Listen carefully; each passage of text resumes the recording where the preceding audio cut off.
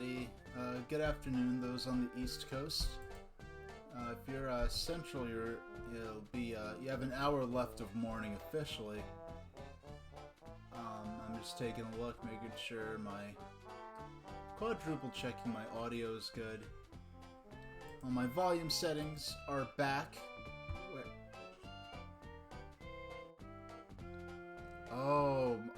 Okay. Alright, you sound like you have your hands full, Marth-chan, but thanks for showing up. I hope you have a chill shift and it all goes smoothly. Let's shoot. I know last stream was a viewing stream, like a watch party stream, which I tend to have more longevity. But that went pretty well. So let's go for a whopping hour and a half before we go for a break this time. We'll see how it goes. If I do need to take a break earlier than that, I will. Yeah, so we're back to Paper Mario. Last week, last week, because I've been doing one stream per week lately, I'd like to do two streams per week occasionally. Maybe other week I'll do two streams, and the off week I'll just do one. But we did a watch party stream of a lot of the Super Nintendo World theme park that I didn't really know anything about. We watched a bunch of videos about that. That's still up on my VODs here on Twitch. And then everyone, my viewers were able to meet my sign-up goals, my stream extension goal, by signing up to my Pi account. Signing up to Pi with my referral link. So we're able to match that and do E3 2004 and 5 in addition to E3 2003, which I was going to eventually do that anyway. I was kind of self-conscious about doing the stream extension goal, but it's something I wanted to do and it can potentially make it worthwhile for me to do these streams, so thanks for those of you who helped me meet that goal, and we extended the stream for a couple hours, which was a lot of fun. What's that all about? Hey, Galactaboy. Been anticipating the stream all week. Oh yeah, I forgot. Some of these guys do eventually become proper enemies. Some of these, they lure you into having so many of those things be friendly to you, or just give you a coin or something like that.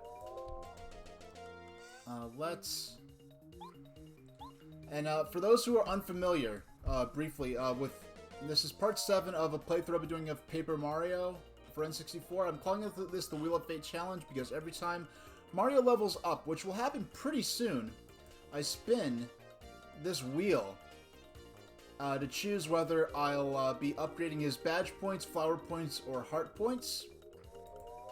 I've done a lot of item crafting off stream.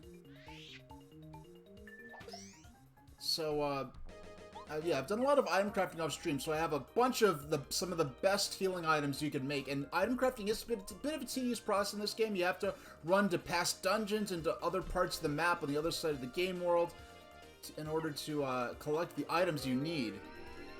But Mario's inventory... Oh, I missed the timing on that. Okay, Oh, shucks. Yeah, you got poisoned.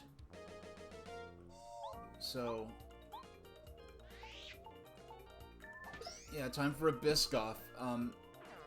Yeah, I'm glad I've been able to turn you on to all these different international cookies. It makes it sound like I'm this super cultured, well-traveled person, and I'm really not. But okay, we're gonna get it right this time. That's more like it. Yeah, I'm significantly behind where I'd otherwise be if I had gotten the first. Yeah, Watt's Action Command has very slightly different timing than Bombette's for the same type of attack, same like mechanic, I guess. So,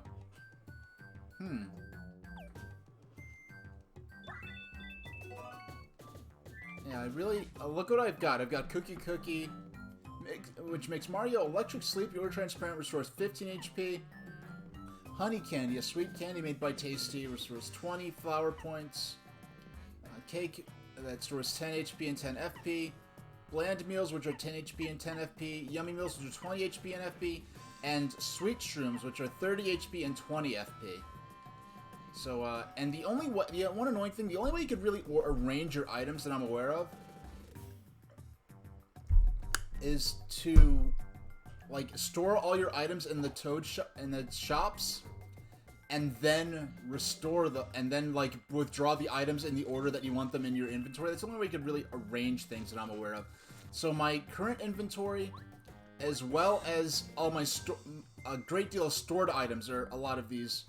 Because at this point in the game, with the stats I currently have, I really feel like most of the items you could purchase directly. Oh yeah, I saw the video. I saw that you sent the link. I forgot to look at. I didn't look at it because when I saw what you tweeted PM to me on Twitter, Clackaboy, it was like 4 o'clock in the morning or something. So I'm like, oh, I'll look at this later, and I haven't looked at it since.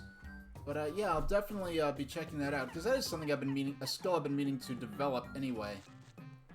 Oh yeah, the little bush guys. I forgot about these things. This is some of the parts of the game. Now, my history with this game, I played this on N64, but I was renting it, so I'd only get to a certain point before I'd have to return the game, and because the save file is on the cartridge and not in the controller pack memory card, you had to restart the game each time you rented it, so I'd only get so far. And this part of the game, like the first level dungeon I'd always beat. Sometimes I'd get to the second dungeon, sometimes I'd end up clearing the third only a couple times. This here is only the second time I've ever gotten to this far in the game. And once we get to the actual dungeon, at that point I will be in pretty much all new territory. I only got through about half the game here, because I've saved about half the Star Spirits at this point. Quake Hammer.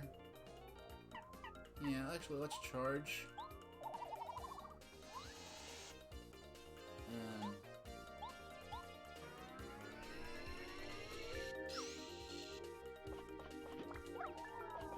Man, lots of... I forgot how many enemies deal poison damage in this part of the game. Because I haven't... That's the furthest I've gotten is right here, and when I played this back in Wii Virtual Console when this first came out on the Wii, I'm playing this version on the Wii U. I'm using the Wii U Pro Controller. The Wii U gamepad I had to put on the other side of my house, because there's no option to just have the game on, just use this. The gamepad will automatically turn on and be streaming the game. So to not waste my battery, I just put the gamepad on the other side of the house so it'd be out of range of the Wii U console. And it's unfortunate that I have to go through all that, but yeah, let's use the ground attack. Nice, okay. So this turn should get rid of them.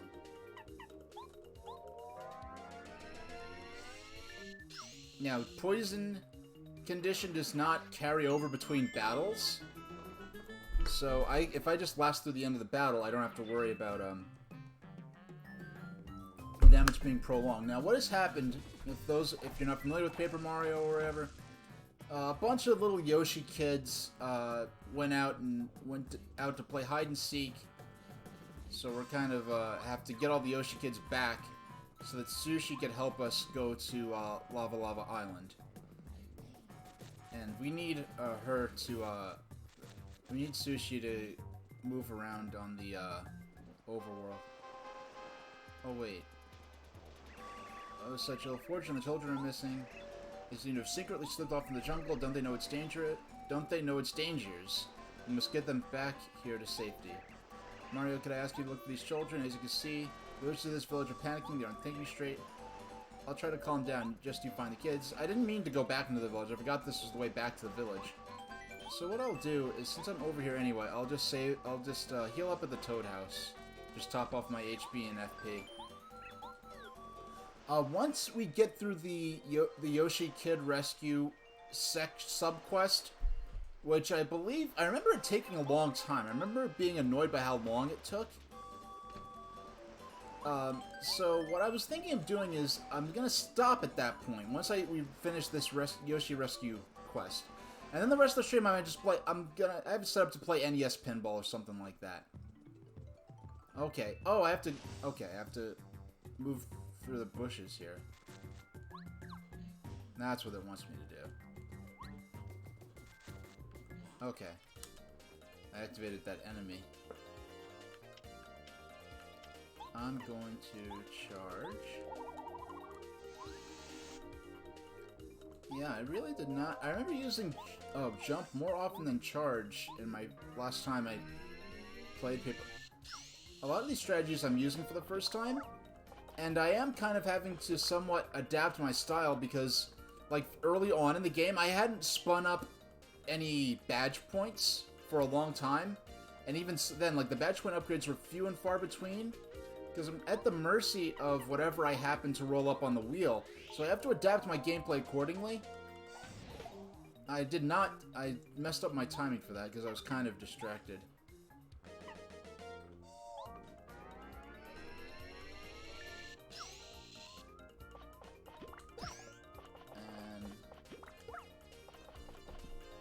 And we'll... Yeah, let's just regular hammer.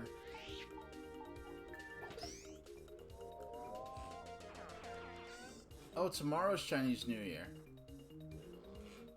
Okay. You're gonna celebrate with a bubble milk tea? You know, I didn't know it was the year of the ox. I wasn't,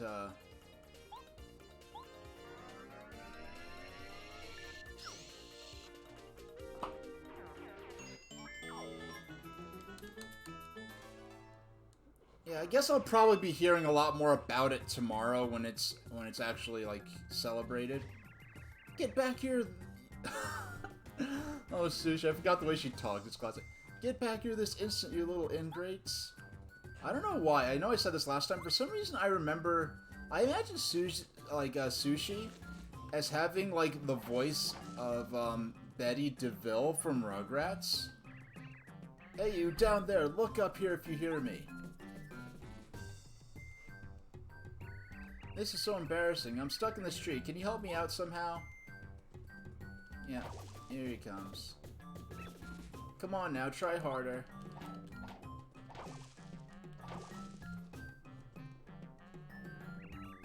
Oh, phew, I'm saved. I feel like one big ache. Thanks for getting me out of that tree. I think I'll be okay now. Oh, those little... I was chasing those naughty little Yoshi boys and I fell into their trap. Don't they know how dangerous it is to go into the jungle? I have to find them before they get in too deep. As for you, you'd better get back to the village too. It's dangerous out there. Why on earth did you come into the jungle anyway?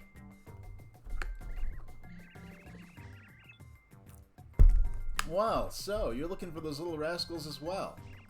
Then I don't see why we don't just look for them together. They really don't understand the dangers of the jungle, so we have to find them soon.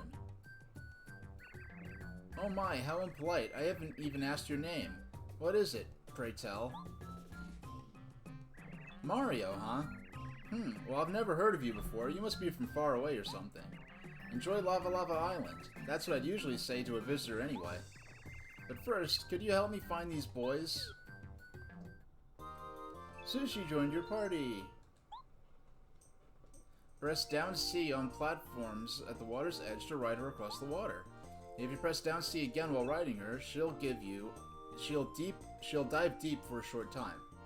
While in battle, she could jump attack with belly flop, or douse enemies with her squirt ability. Alright.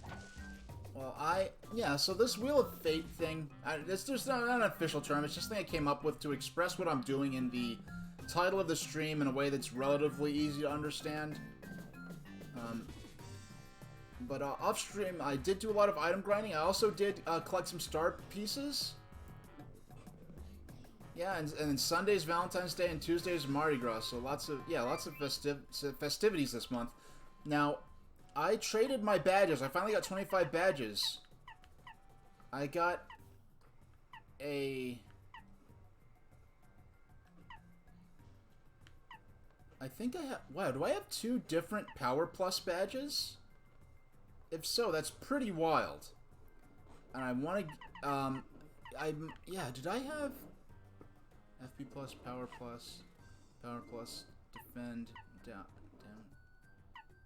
Yeah, I think I have 2 Power Pluses, which means that... I mean, I don't want to de-equip Peekaboo. That lets me see enemies' HP without using Goombario's Tattle. And I do like the lore you get from Tattle and the strategy advice, but I just like having Pokeball just because of the turns it saves. But if I can get the badge points together... Refund, I just like... All these other badges are badges I just like having. But like Close Call, I'm not low on HP that often. So it's not especially necessary.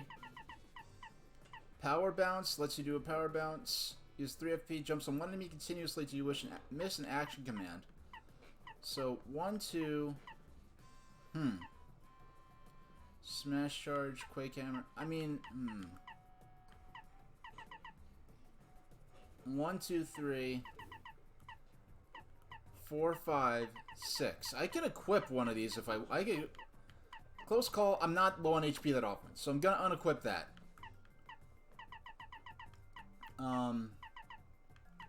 Power Bounce, I rarely use it. I unequip that.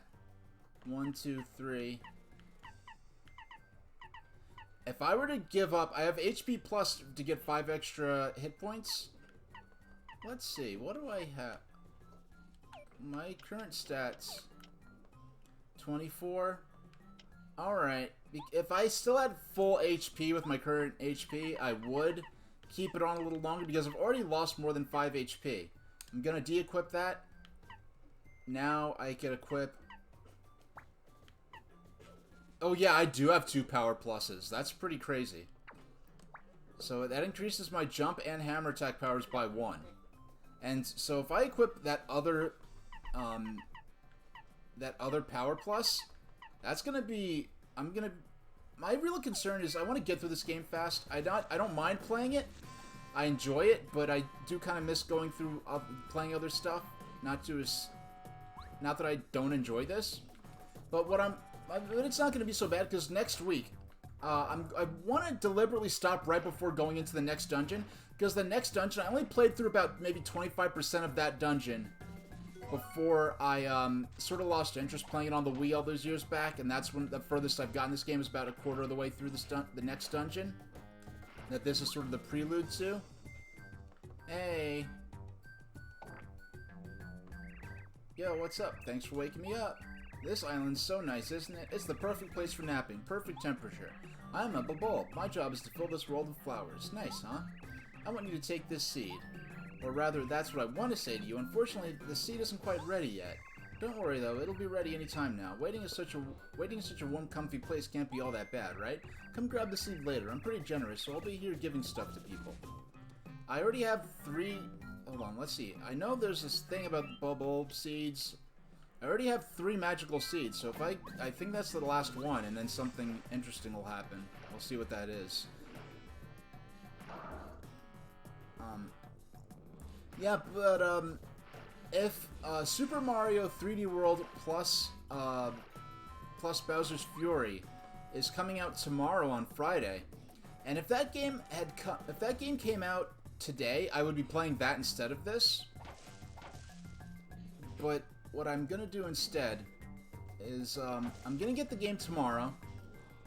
I'll boot up to the title screen just so I can do the audio balancing, but I'm gonna save it for on stream. You ordered a king cake from Louisiana. It'll be arriving tomorrow, so you can hardly... Oh, you can... Oh, yeah, you... Is this from the... That's from that bakery you were talking about before, and and it's getting shipped, like, overnight, pretty much, right? So it'll still be fresh. Yeah, so next stream's gonna be on Tuesday. I already planned it out. It's gonna be on Tuesday, and I'm gonna play Super Mario 3D World and Bowser's Fury. My history of Super Mario 3D World, I'm gonna just type the Wii U command in there. That's just the backstory for how I got the Wii U I'm playing this on. I got it from a viewer on YouTube who just was sorry that I couldn't get... I was doing a lot of coverage for the system coming up to its release, but when it came out I couldn't afford it, so he got it for me. Which is more than I would have ever asked. He kind of disappeared. I can no longer have any contact with him. I don't know what he's doing or if he's alright or what. But I know he was working at a fast food restaurant at the time he got this for me. I didn't know this till after. Because when he actually said he wanted to send me a Wii U, I didn't think he was going to send it to me. When he sent it to me, I was like, who is this guy? So I looked into him, and he was working at a fast food restaurant And he shipped this internationally because I started. I'm in the U.S. He was based in Canada, and he actually paid the shipping and customs fees and duties and whatever to have the system sent to me, which is pretty incredible. Press stick to the left and release it when light returns. Alright. You could summon? Yeah, I could summon.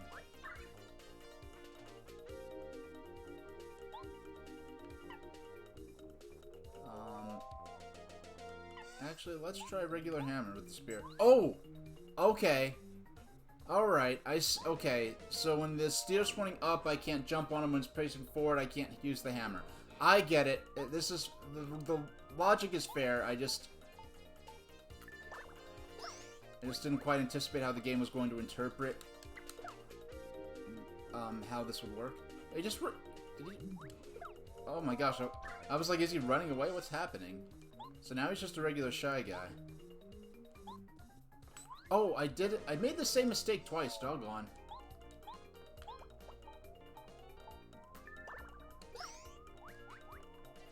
Yeah, I didn't plan for it to be that way. That just happened to be when I had an opening.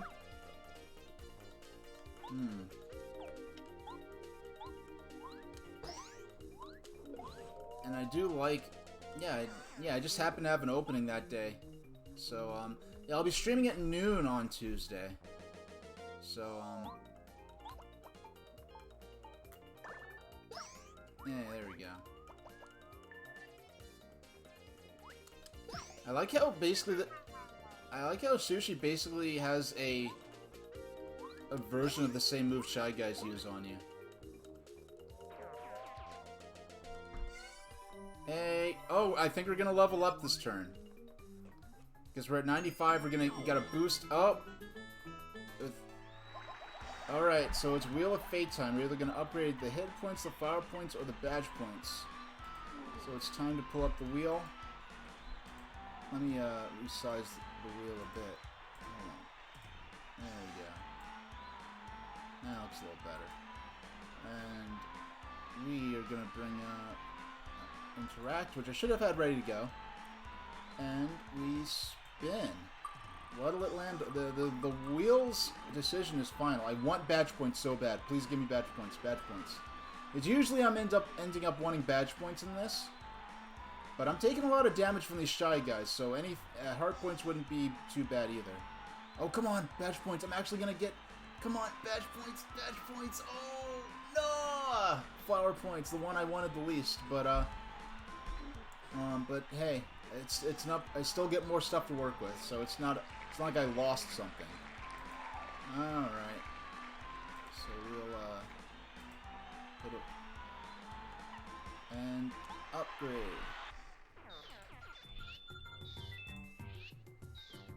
And we'll make. Oh my gosh! I forgot all of. I mean, I have plenty of coins anyway, so I just. Where's my thing to make? Okay, just need Tangle to go away there. Power Quake badge greatly damages all enemies on the ground or ceiling.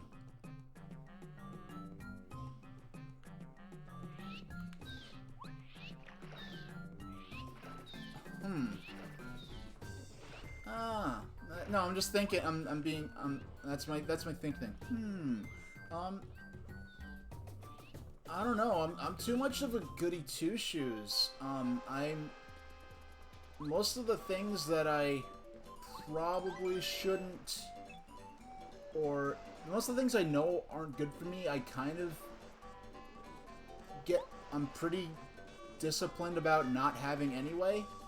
Well, yesterday I had a bag of Funyuns, which I felt pretty bad about. Not that, like, it's just like, I know it's bad. I know it's not good for me, but it's not like I have it every day, or even every week, or sometimes even every month. Like, it's only in the last, like, year or so I even occasionally made it even remotely regular that I would even get a bag of chips or something stupid like that. My snacking tends to be relatively tame. But, like, even graham crackers, I'm like, there's so much sugar in this. I could just get my own graham flour And I got a bread making machine lately. Haven't really used it yet. I kind of plan to use it once and if I move in the future. I don't know if that'll happen or not. But I could get my own gram flour and make, like, you know, bread, you know, with it, and actually, like, have something healthy and not just like store-bought graham crackers. Like, they're barely any better objectively than cookies. You know, it's like it has this, I guess, impression of being healthier, but it's really not. It's still just a sugary snack food.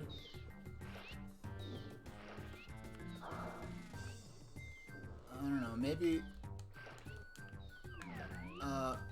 yeah, if I already, but where am I heading? What am I doing? I have to okay, let's get in the water.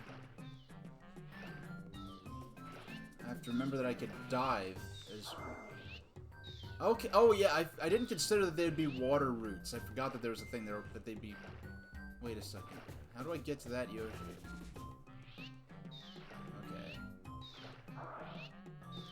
Is there a docking area over here?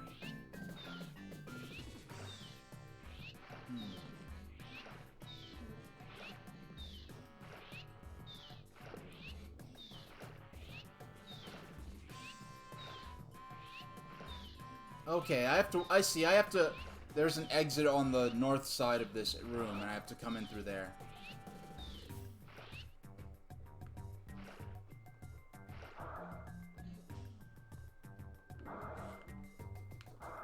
I know a lot of,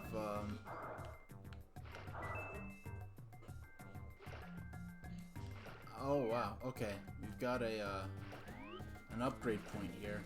And poor Parakarry is gonna get it passed over again. Blah blah boo hoo hoo.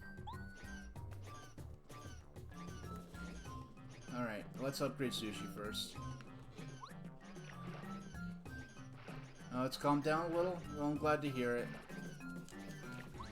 Alright.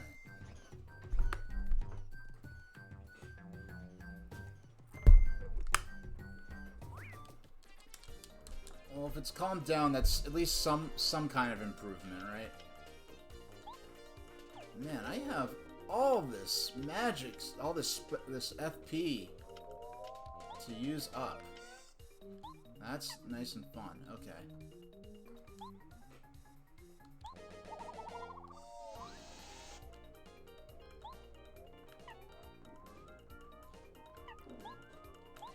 Okay.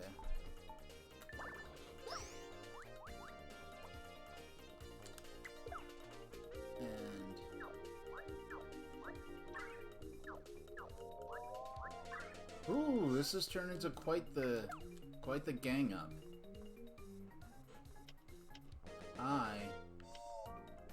What do I want to do?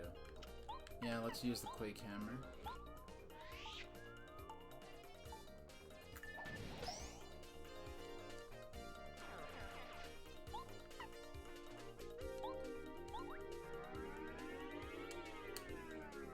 Oh, I didn't quite get how that would work.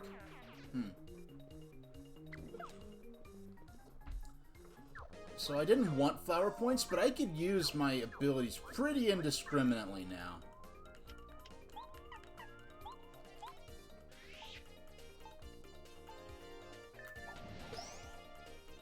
You're having trust issues with this temp, but you think you found a way to solve the problem and give her an opportunity to rebuild your trust? Okay, this sounds like quite the project.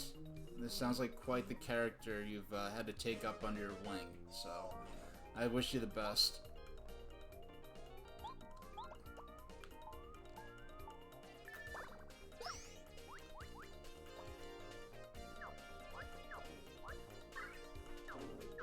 You know, the more I don't even mind all the summoning that's going on, because I'm just getting more star points for it all.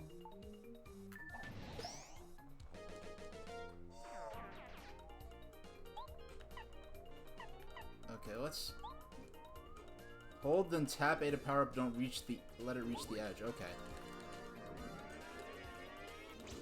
Okay, I see what they mean by... Okay.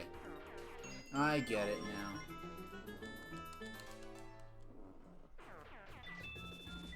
Woo! That's a lot of coins. Almost didn't grab them all. Alright. And one more coin. I'm sorry, but Parakarry's ability... I love Parakarry. He's such a cute character. I mean, all these partners are cute, right? But his power ability just seems to be the least interesting, and whenever I have encountered these, it's right after meeting a new partner. At least you can upgrade one of your party members. Which party member do you want to upgrade?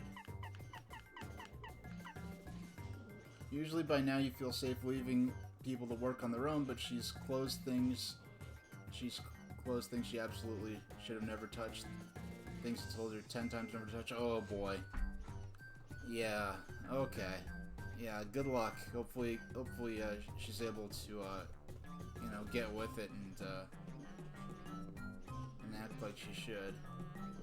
Should master Water Block to increase Mario's defensive special ability. I like the sound of that. Plus, the game is obviously going to expect me to use her a lot here, so I want her to be more powerful in battle anyway. You're on vacation next week. You're terrified. What? Like, oh, the way whatever you're doing works. There's a possibility she could mess a lot of stuff up while you're gone.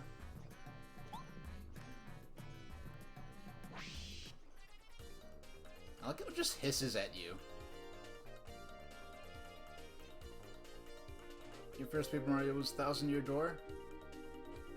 Well, it's tough that you didn't get an N64, but at the time it was current system. But 1,000-Year Door, not a bad Paper Mario to be your first, honestly, because I like this one more because I liked its world and settings a bit more, basically, at least as far as what I've played.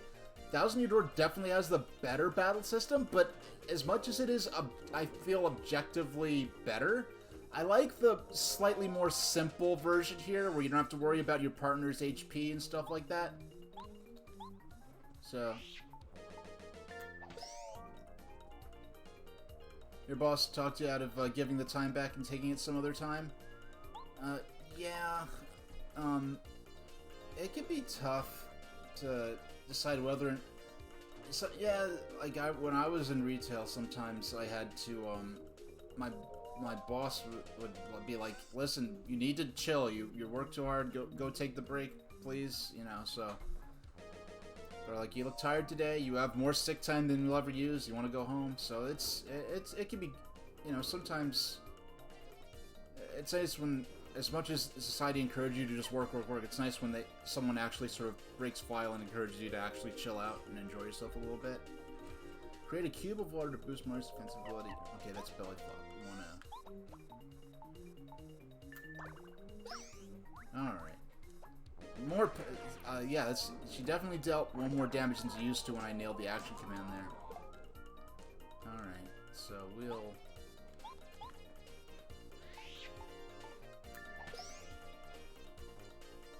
Yeah, regular hammer does 5 damage now.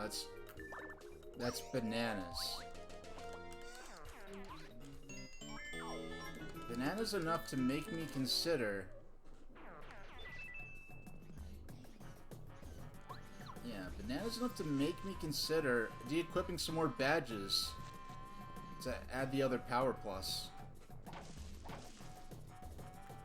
Like, what other badges do I have right now? I know we just looked at my badge loadout a moment ago, but... Smash Charge? I mean, 1, 2...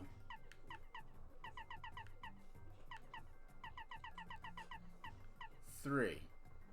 If I de-equipped Refund, and de-equipped 2, 3... I'd have to de-equip Peekaboo as well, and I don't want to do that. If I de-equipped Smash Charge, Smash Hammer... Basically, if I de-equipped all the other badges I have right now, except for my other Power Plus, I could equip my second Power Plus. I just don't... I just like seeing the enemy's HP way too much. And frankly, the other power... And it's really tempting because to add another point of damage to Mario's standard hammer and standard jump would be worth de-equipping. I wouldn't need Smash Charge anymore. I could do the damage of Smash Charge without charging.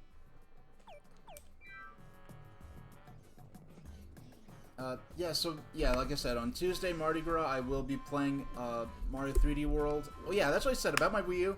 I got the game, it included not only the, you know, the system, but he also included a Pro Controller and Super Mario Bros. U, which I only played, like, I didn't play at all. I'm totally fresh in that game, so I have it, I never played it.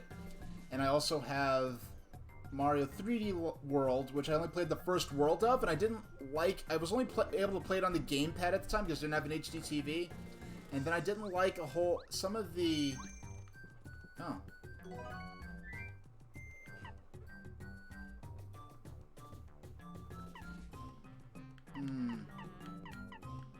I actually am going to...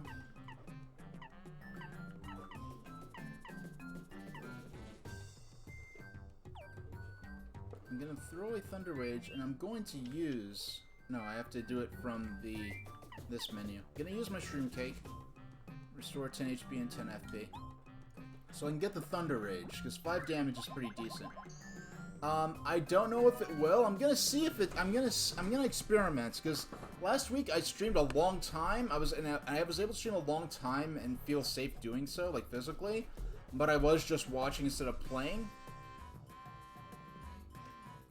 Like already, like I started with an hour and a half on the timer instead of my typical hour. So we'll see how it goes. I'm gonna go for a longer... That's one of those flowers that smells like rotten meat, and you can smell it from like 10 miles away or something ridiculous like that. So I figured it would attack me or do something like that. Now, I've played through this before, but I really have genuinely forgotten a lot of the finer points of it. Now, I know there is one Yoshi that I have to access by going around. So I'm gonna talk to these plants, see if I can get a battle out of them. The Raphacela or something. I know there's Raph something, but I think there's an S in there somewhere. I forgot exactly what it's called. Yeah, the corpse flower. Yeah, it attracts flies to it. Okay.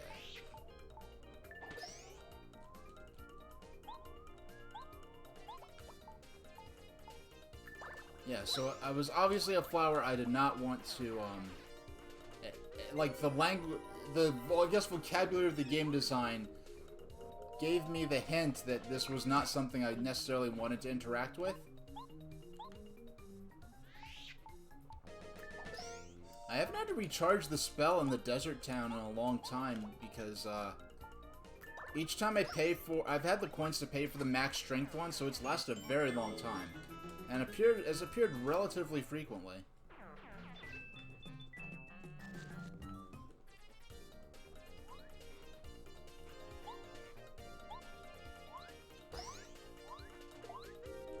Nice, and...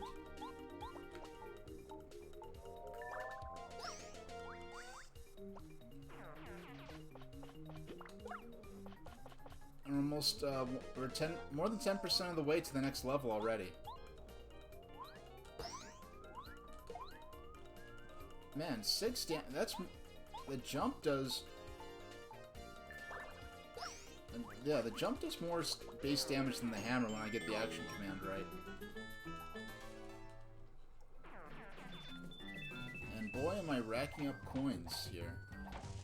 Oh. I don't want the Fright Jar. And I'm gonna go south next, I guess.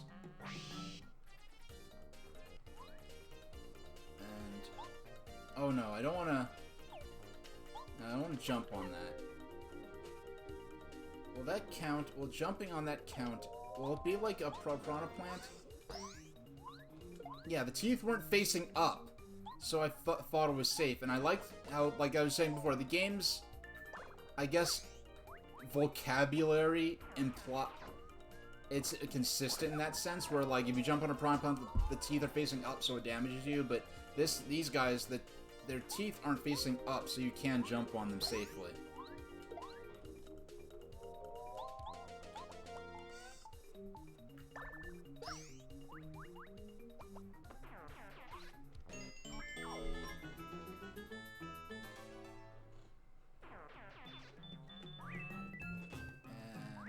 Oh, couldn't get my hammer out in time. I was going for the one of the jungle fuzzies. I haven't seen one of these in a while. There were a lot of these hanging out outside the village, but not since I entered the jungle.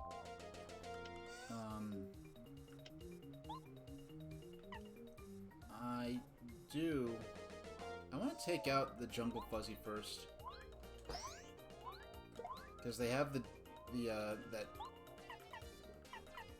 that annoying thing where they can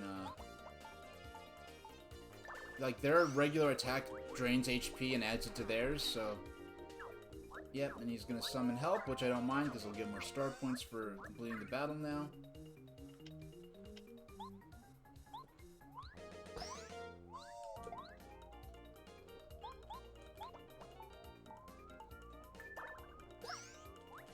Take him out. Gonna call for help again? Almost. Not quite.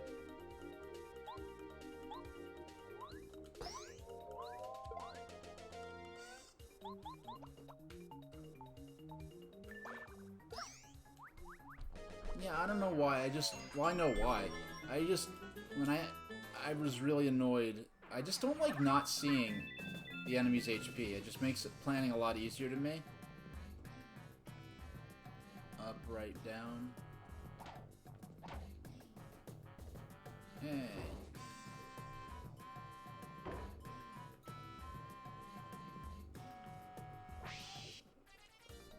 Like in the E3 2016 build of Breath of the Wild, the champion shirt, as it was called, it became champion tunic in the final version.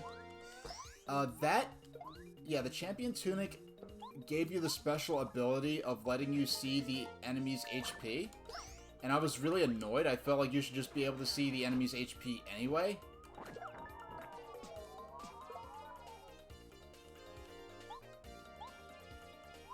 So I thought it was a huge improvement in the final version of Breath of the Wild when seeing the enemy HP wasn't tied to using the champion tunic all the time.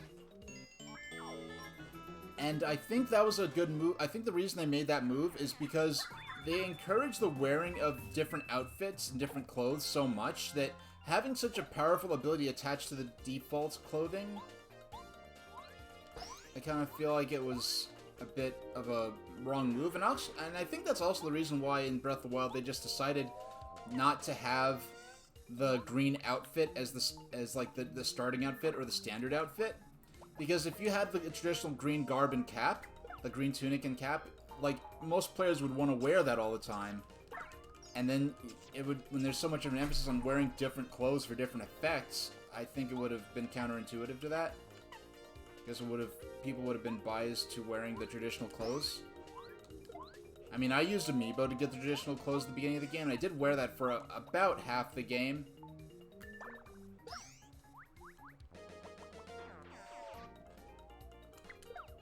Okay.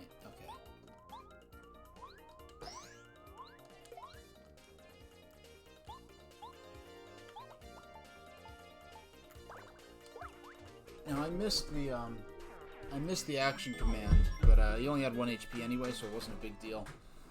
I was just considering this last night. I only played Breath of the Wild once when it first came out, and I took my time with it. I didn't even beat it till like 2018, or even I didn't beat it till like sometime in 2019. I think.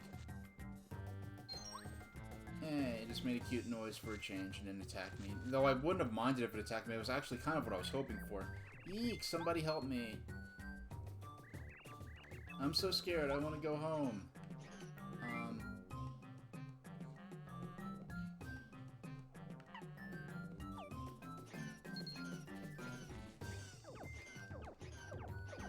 Is this gonna be like a mini-boss fight? Oh, yes it is. Oh, wow, these guys have 12 HP each. Let's Putrid Piranha. Wow, okay. Let's... Restores 15 HP, makes it Mario electric, sleep, or transparent. So we have a 2 out of 3 chance of getting a favorable condition, 1 out of 3 chance of getting a bad one, but I don't need to restore any FP, so I'm not going to use that. I'm going to use 20 FP.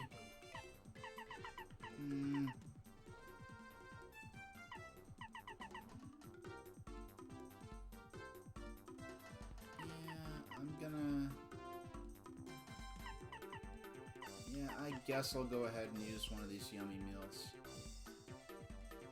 No, I feel like right after this battle, I'm gonna find a block that restores your HP and FP for free. And I'll feel like a sucker. And they have 7 left. Let's use... I know what I'm gonna do. Press A as the stars light up.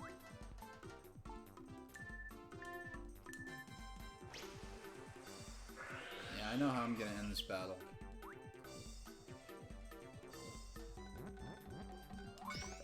Nice. Okay, so I defended good.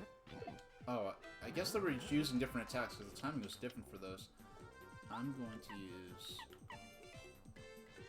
Attack Power 7 Starstorm. And take these guys out nice and quick.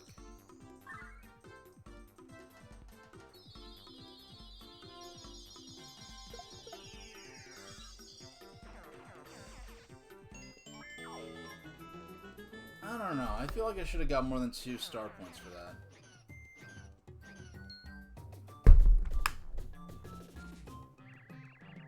But what? Are they all gone?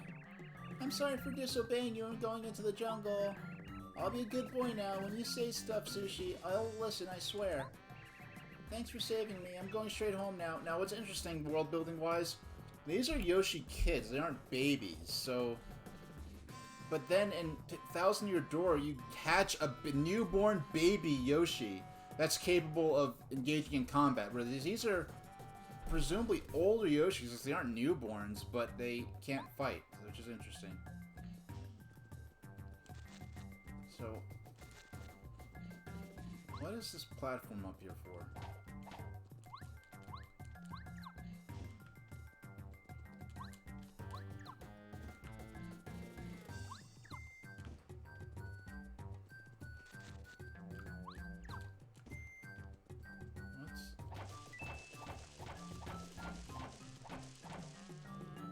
Okay, so we found one.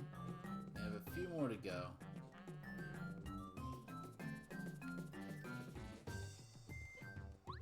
Okay.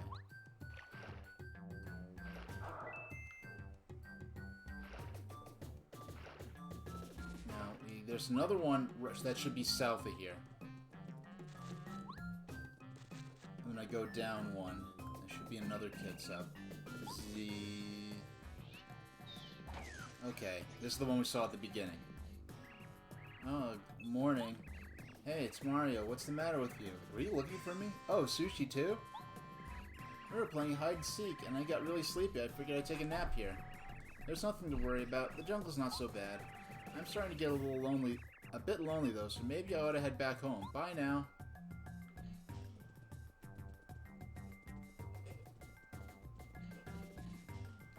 And we... Yes, I knew it! I knew it! So now we opened up a new bridge back to the start of this area. I played that perfectly. I knew exactly what to do. So now we can recharge. Aww. I'm guessing the yellow one is the yellow one's child. Okay. So let's go buy... Let's buy a Super Shroom. Which is not a super duper tier. Okay, we're full on items now, which is good. By the way, I do like that soft, like slightly pastel, but not pastel color on that blue Yoshi there.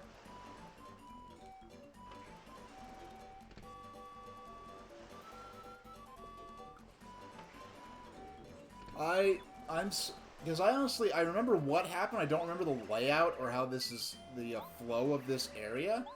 So I'm glad I'm like, it feels like soon I should either have a healing block appear or a way to shortcut back to the beginning of this area. And I was right. So now we restored, because the Toad House is even better than a restore block, because the Toad House restores your star power to use the special, like the special spells as well.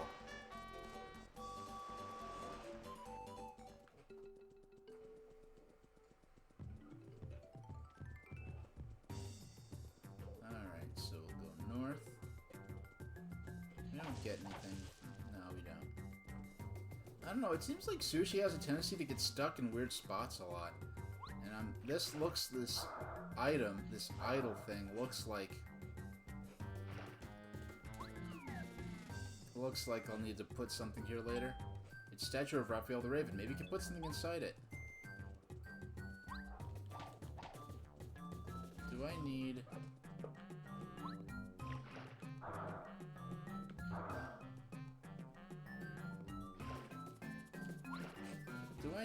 I'm gonna talk to the Ravens.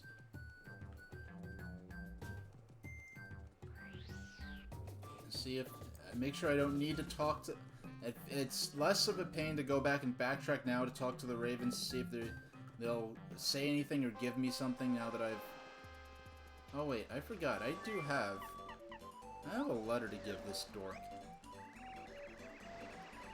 I swear, all of these natives are so panicky that we can't get any information.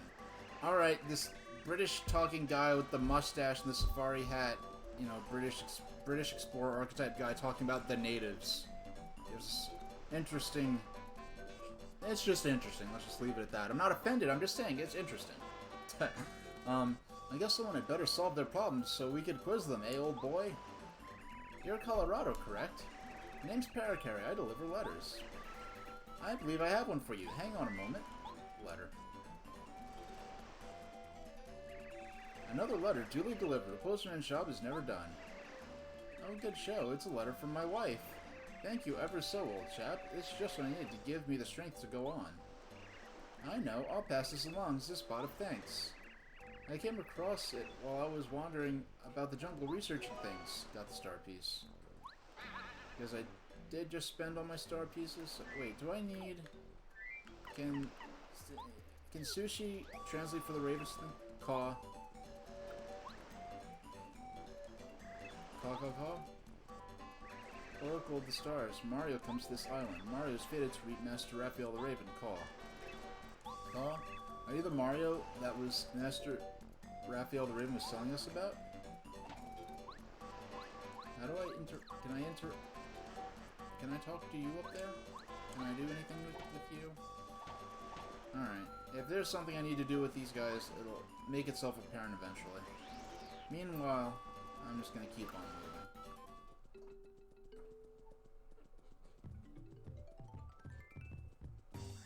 Yeah, I'm gonna spin dash spam a bit. I know it's a little annoying, but it gets me back to where I was quicker than I otherwise would be able to. Hey. Couldn't quite nail that first strike. I'm just gonna use this now. Just end it quick.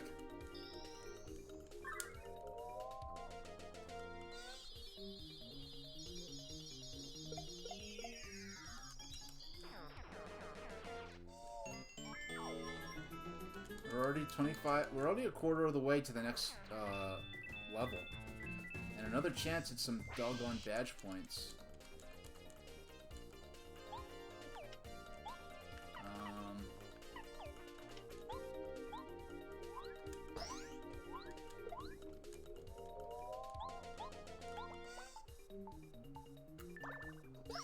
There we go.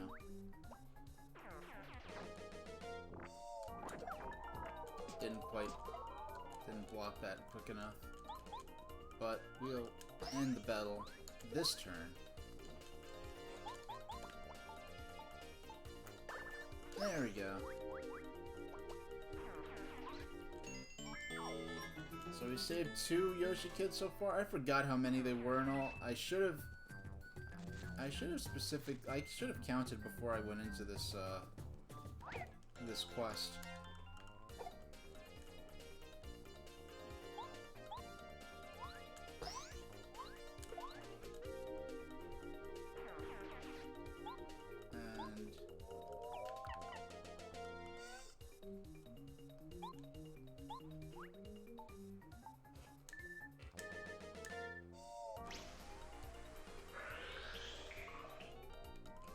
Yeah, I just felt like...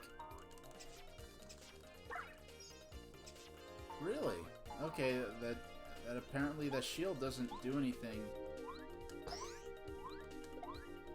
Yeah, it was kind of disappointing. The shield doesn't... Apparently their suck attack, like their drain attack, is apparently the same.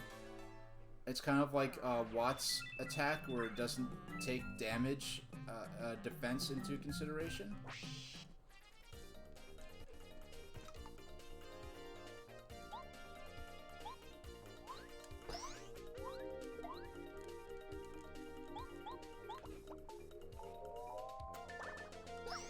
There we go. Got one down. Yeah, I don't know why I can't quite nail the defense command for these hurt plants.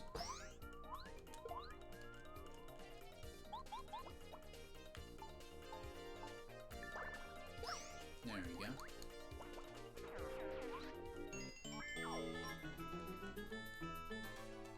I've been playing for an hour already.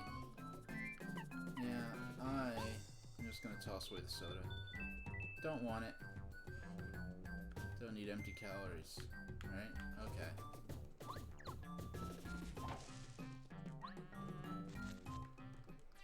I'll take on these two.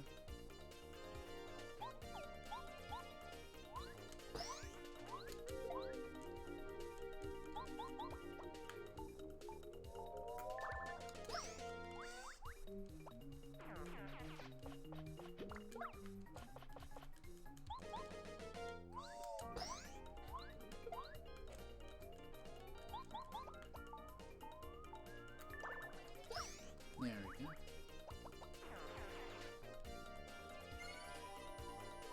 We're gonna get a star point boost. Let's see.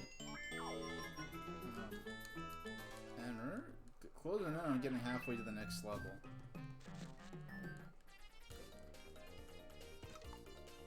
I know this has mostly been battling, but I really don't mind. I feel like I'm making meaningful progress, so... Yeah, so, oh yeah, so I'm gonna start 3D World on, this coming Tuesday. And I'm gonna stick with 3D World until I finish the main campaign. Which I think I should probably be able to do at least 1 or 2 worlds per stream. So it should only be like a couple of weeks I'm playing that.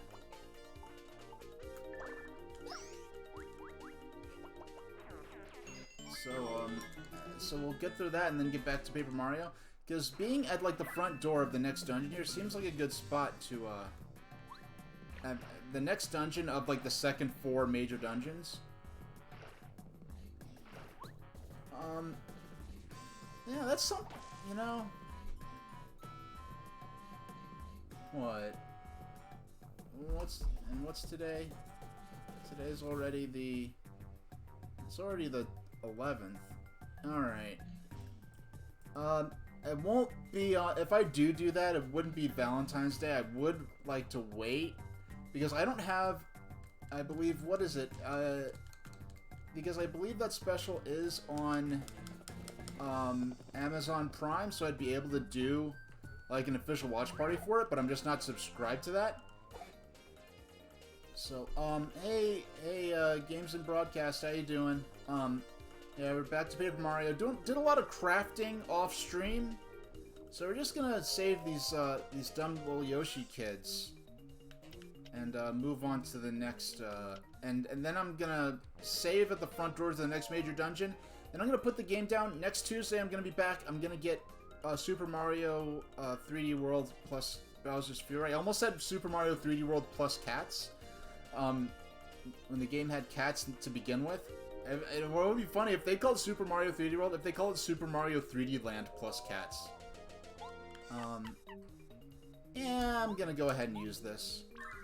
If it was 3 of these spear guys and a Jungle Fuzzy, maybe I'd probably just go ahead and play normal because I have so many energy-sucking bad guys.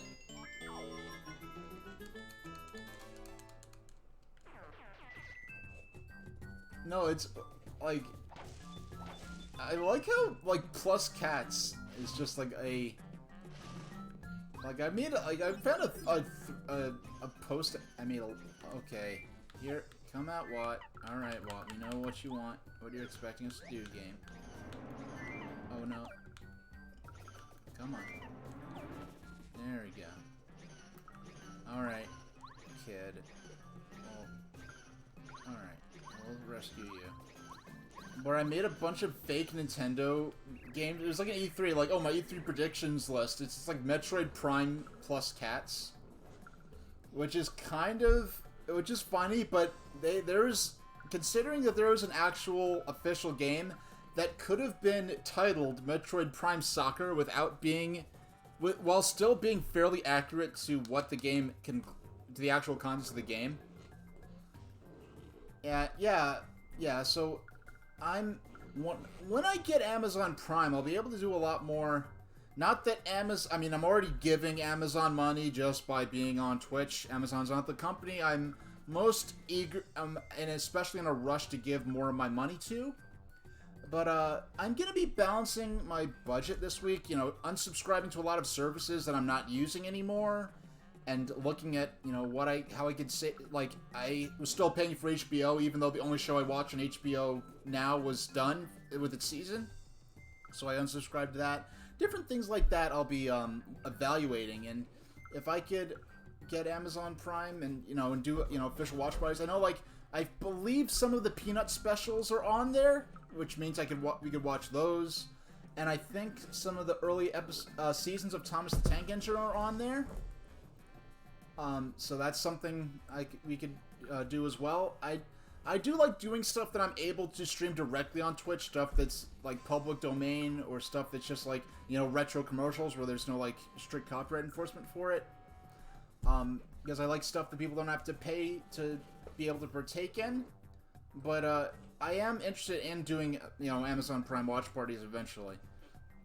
There was this flower that spun around and I thought it was way cool, so I got on it. And then I spun around and around, and I was up in the air and flying around, and then I ended up here. I don't know how I got here. It was so dark and scary. I couldn't find a way out. Thanks for coming to get me out of here. I can see how to get out now, so I'm going straight home. Alright. Alright. Now, let's see. Is this a bombable bomb bed? Rock. Let's see. No, it is not.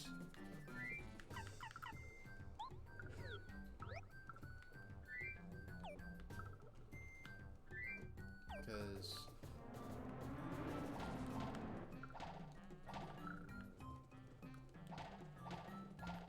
alright, let's just get out of here. How many kids are left?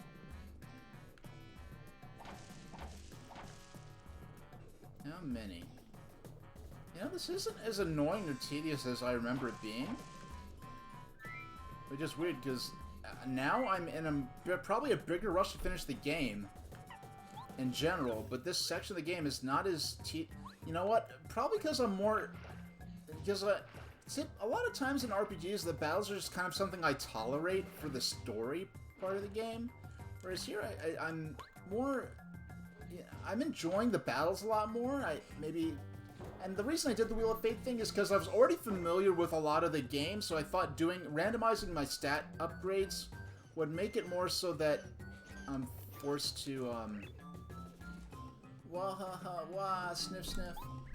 We were playing hide and seek. I had to be it, but I couldn't find anyone at all. I was wandering around and I got lost. You're alright, Susie. The jungle really is scary. Thanks for coming all the way out here to look for me. I'll be a good boy from now on and listen to you. Mario, will you be it for hide and seek instead of me? I'm going home now. Is that all of them? I believe... Oh, it's a Jungle Fuzzy. Was not expecting that. No, we want to get... No, we want to get as many of these guys off the playing field as possible, as quickly as possible. And the only other time I came through, I don't think I had nearly as much HP. Oh, these guys can divide too, huh? That never happened to me, and this never happened to me with these Jungle Fuzzies before.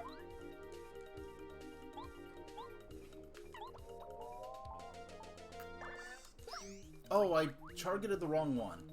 Well, that's okay, because that means I could take them both out next turn, which I otherwise would not have been able to do. Or at least I think, if this... Okay. Let's... Yeah, I can take them both out this turn. And Sushi could take out the other one.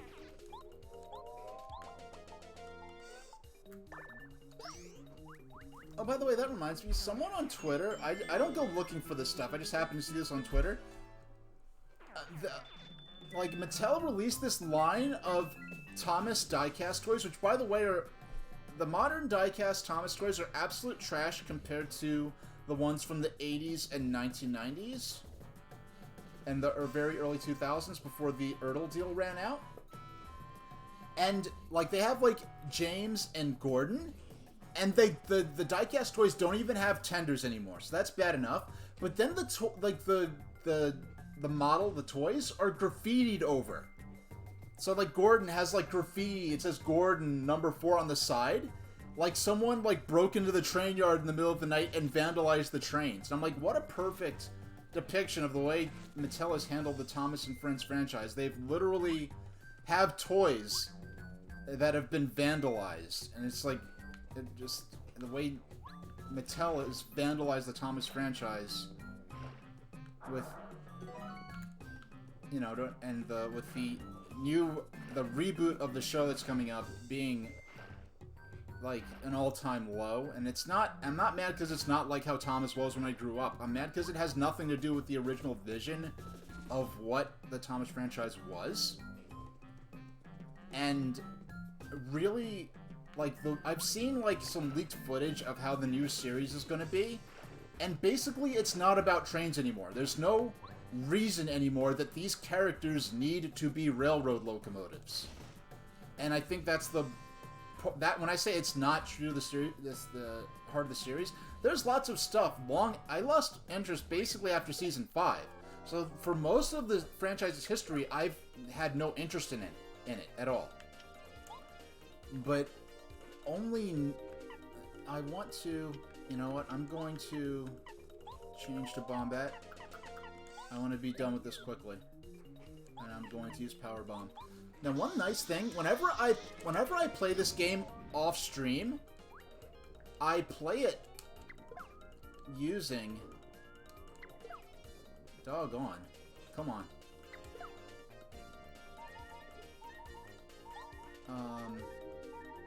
No, we're going to... Yeah, I'm going to... Oh, man. If this doesn't work... I mean, they all have 1 HP each, so it's guaranteed to work, but... Yeah, I'm playing... We're halfway to the next level, and I'm kind of playing with fire, because I don't... Ooh, boy, get me a lot of HP there. Not a whole lot, but... Okay, that's not the way. Yeah, so for like 90% of the existence of the Thomas franchise, it's been material that didn't speak to me even when I was a kid. Like, I just kind of lost interest. Season 5, it was good, but... yeah, frankly, the trains... Theoretically, they don't look... I like how they look, but it's just like the... handling of that in the context of all the other stuff, all the other ways they've handled the franchise is like... So I've accepted, since I was a kid, that, okay, the way they're making Thomas now doesn't really speak to me personally, so be it, I move on. But it's the fact that, basically, even the series, lots of eras of Thomas that I was not a fan of or interested in, still had segments that like went to heritage railways and showed how real steam locomotives and real railroads operate. And even kids watching the more modern Thomas stuff that was very removed from railway realism, you could still watch this, and I think little kids could still watch this, and then, based on that, become interested in real-life steam engines, real-life railroading. The way Thomas is now, like, what the new concept that they're going with, a little kid watching this, I don't think would then go on to be interested in real-life trains. And I think that's the real tragedy of the way they're mishandling this franchise. Because the appeal of Thomas is that yes, you have these characters that, it's a fantasy with talking trains, but that's what I forgot. I forgot you left via the water. That's why I got stuck in this area and backtracking back and forth. Is that, like, if you looked at seasons 1 through 4 of Thomas the Tank Engine, there are a few episodes that really don't quite fit this, but in terms of all the episodes that were adapted from Wilbert Awdry and Christopher Awdry stories, if you were to take these same episodes and replace the smokebox doors of the characters that have the faces on them with, just a normal, like, hatch for the smokebox to clean the ash out of, like a real-life engine, if you were to take out the anthropomorphization of the trains, everything they filmed and everything they depict is the operation of a realistic railroad. And so it was still realistic. It's still faithful to how a real-life railway would operate. But if you were to you can't do that with the new concept of Thomas. It's not about the operation of a railroad anymore. It's not about trains anymore. It's about characters that are arbitrarily trains, but could just as easily be human beings. You could make them airplanes. It doesn't matter what they are. They're just characters that happen to be trains because that just happens to be the motif of it. Whereas with the original Thomas stories, in seasons, like, even arguably the entire series up until this, break, that they're rebooting it, the stories have relied on the characters being trains, and that no longer seems to be the case anymore. And that's what's really unfortunate to me.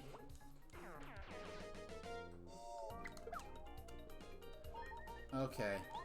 I know I am playing this game, or come heck or high water, I do not want to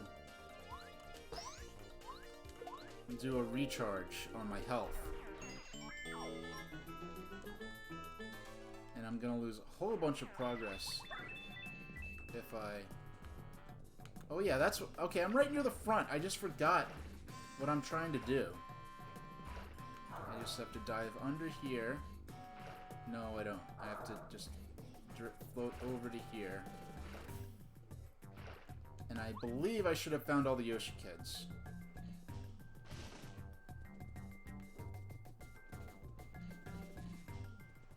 Hey! Who's left? Who's left? Who's left that I didn't rescue? Mario, just one more remains. Please find him right away. You seem to be an expert. Oh, see, now I'm annoyed. There's one left. Where the heck was he? I have to search around. Do I have to turn on slogans, refresh your body and soul? The red one? Yeah. I thought I explored every part of this map. And apparently not. Well, at least we refreshed on... We would have had to refresh on health and save anyway. Where the heck is the red one? Alright, we have to go in here and find the last straggler.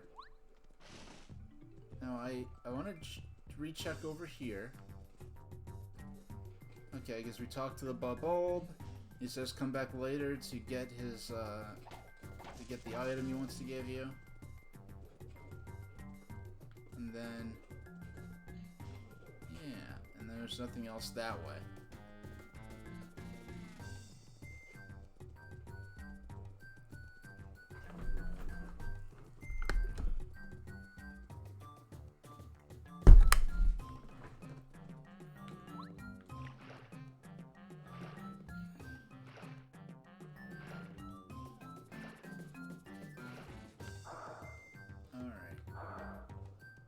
Yeah, I don't know what the release date is for this reboot of Thomas, but I'll see if I could find out when the release date is. I might block out a stream that day, and I might subscribe to Amazon Prime just to, if Thomas is streamable through Amazon Prime, and I could do like a legit watch party with it. I might do like a Thomas like season 1 or something, or season 2, some of the early episodes on the day the new show comes out, and not watch the new show, because I mean, it makes it sound like I watch Thomas all the time. Normally, I only watch Thomas on Thanksgiving. I mean on Christmas. My tradition was to binge through seasons 1 through 4. Last Christmas, I did something unique. I did the Twitch stream with the public domain South Korean animes. Well, maybe next Christmas. Maybe next Christmas I'll do Thomas. I don't know.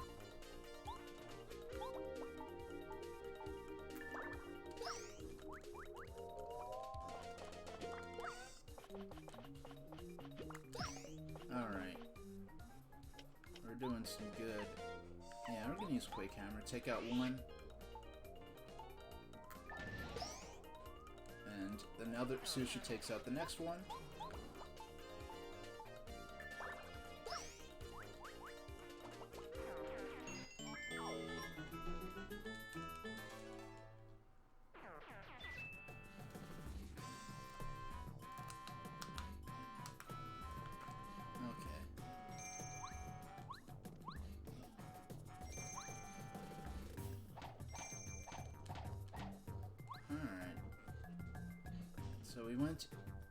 So what's up there? What's up top there? We never made it up there, did we? Or we did? Did I actually? No, that's where. Okay, I think I remember. I think I went on that flower and then forgot what I was supposed to do. I didn't realize. I'm like, oh, there's got to be some way to get up there, and then I forgot about it. Or is that pipe? Is that pipe where I found the green one? Alright, I don't feel like dealing with this many enemies that could drain my health to add to their own and reproduce, so just do it quick and dirty and get rid of them.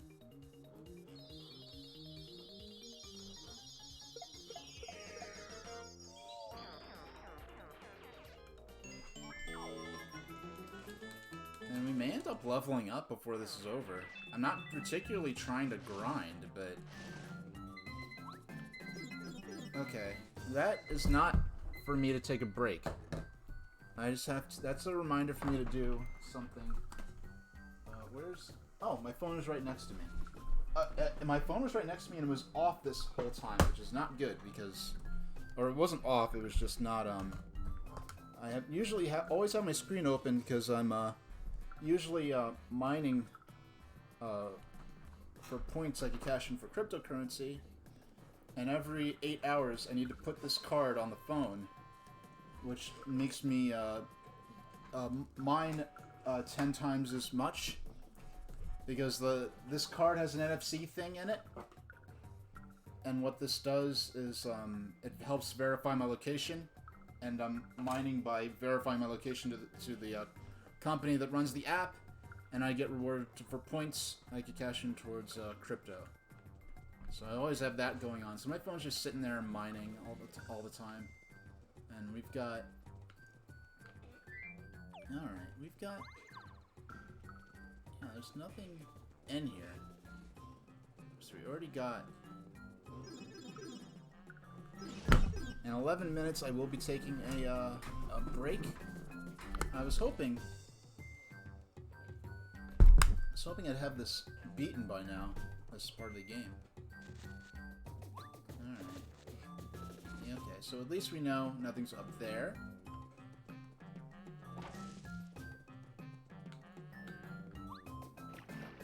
Do I have to do some... Okay, so we go to the water over here. Let's go ashore. Did I forget something? How do I get up there? I already saved a Yoshi Kid that was up there, didn't I?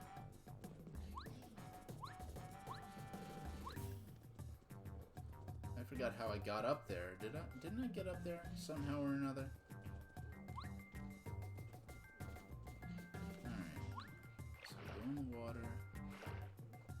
there's a star piece right there.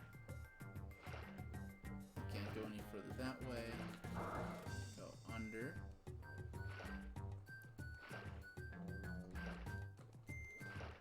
Okay, so there's nothing else over here.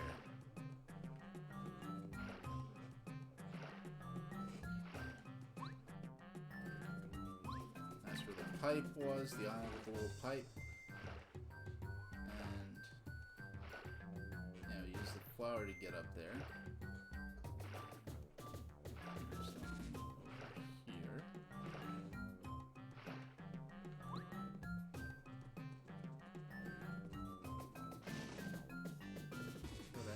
Let's see what's over here. And I believe... Yeah, I got him. Got that first strike in.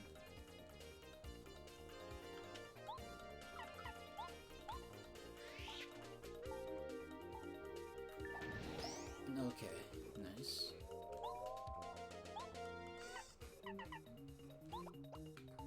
Yeah, I'm gonna... Yeah, I decided taking out an enemy was more important than... Yeah, so we got the action command down on him. So, this should take him out. If I had jumped instead, I didn't realize until I selected the hammer. The hammer's less powerful than the jump.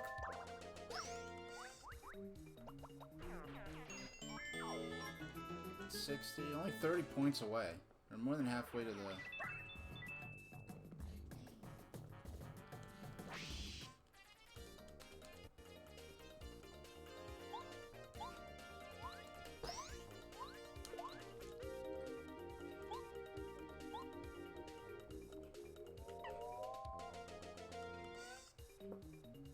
Yeah. I guess theoretically it would have been better to take out an enemy as soon as possible. For that exact reason. That was... I regret this move. But we're not in danger or anything, so we'll just,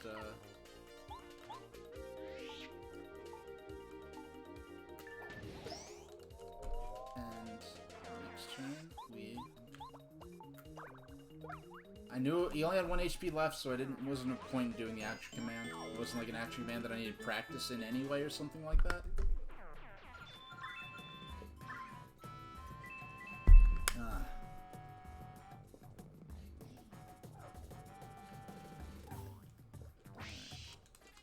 I didn't mess with the flower. And you can't kick her out, so take a photo? Oh yeah, oh that'll be awesome. If you send it to me, like a little, if you send it to me, like once, if you get it before, yeah, because it'll be earlier in the day where you're at, I'm not sure what time of the day they might deliver it, but if you get it before during the stream, I'll pull it up and show it on stream, and you know, if you'd like.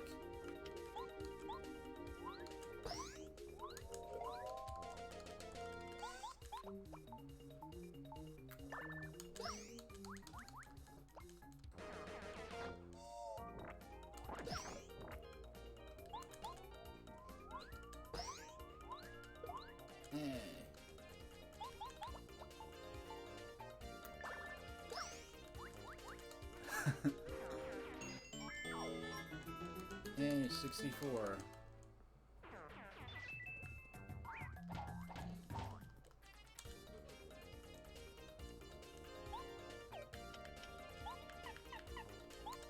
Yeah, I have 2 star points left. Let's just get this one done with super quick.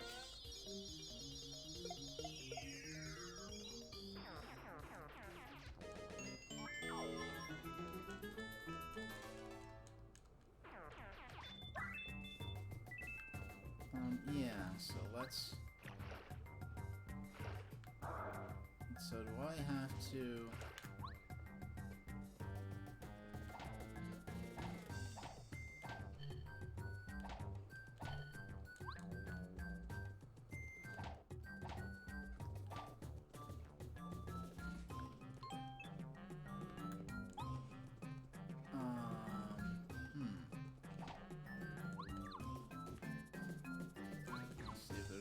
panel near here.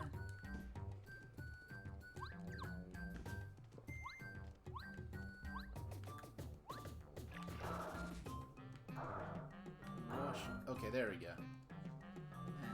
And, okay, there we go. Now we're up here. And we got a Yoshi. This is where the first one we helped was over here, wasn't it?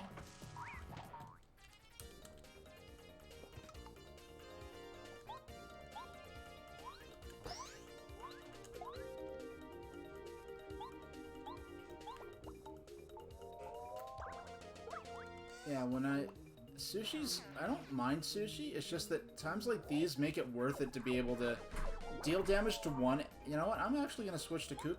No, I have to keep... Yeah, I'm going to switch to Cooper.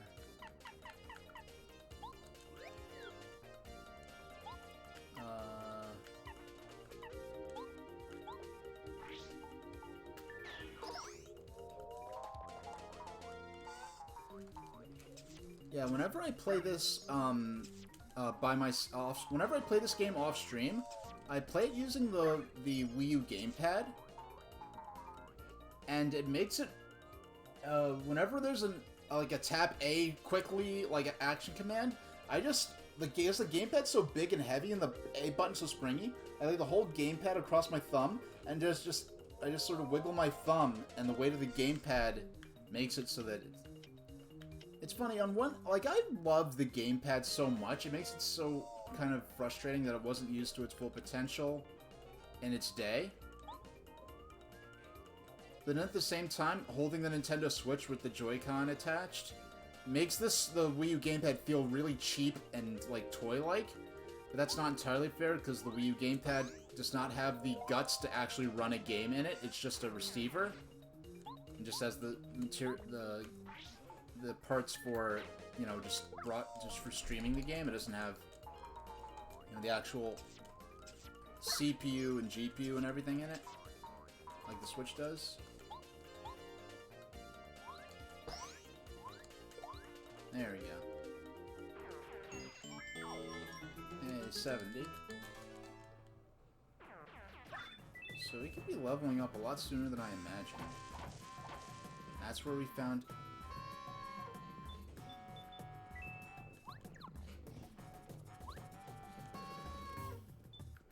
Wait, can you do that infinitely?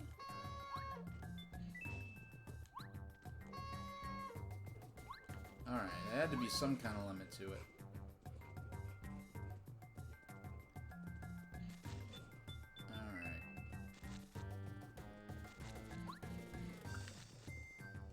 Alright. I'm back at the beginning of the game of this area. I'm frustrated. Okay.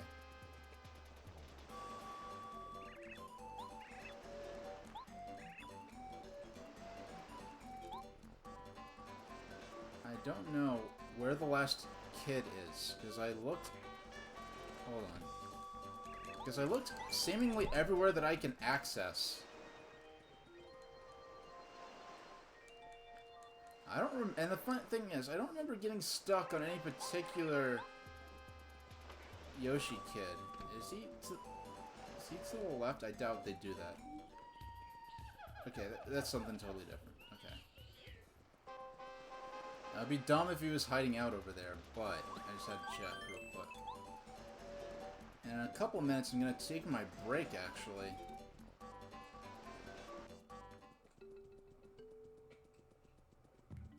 What could there be to do? You know what I haven't done yet? Have I yet just taken the boat to the left? I mean, taken the boat. I've taken sushi. I know I've gone over there, but I don't think I've gone over there.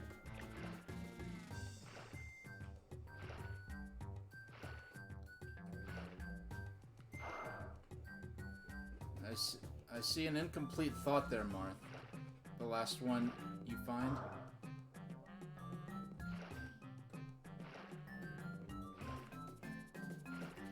Wait a second. If this is about to do... Okay.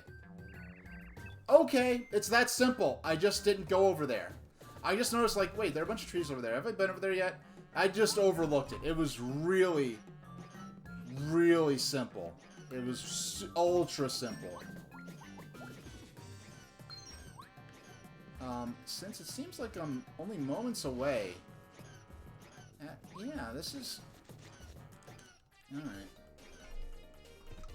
Yeah, I'm actually going to take away the timer.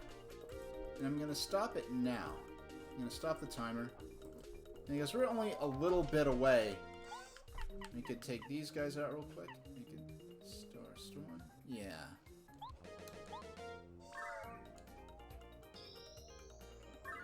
Yeah, I am going to take the break soon, though.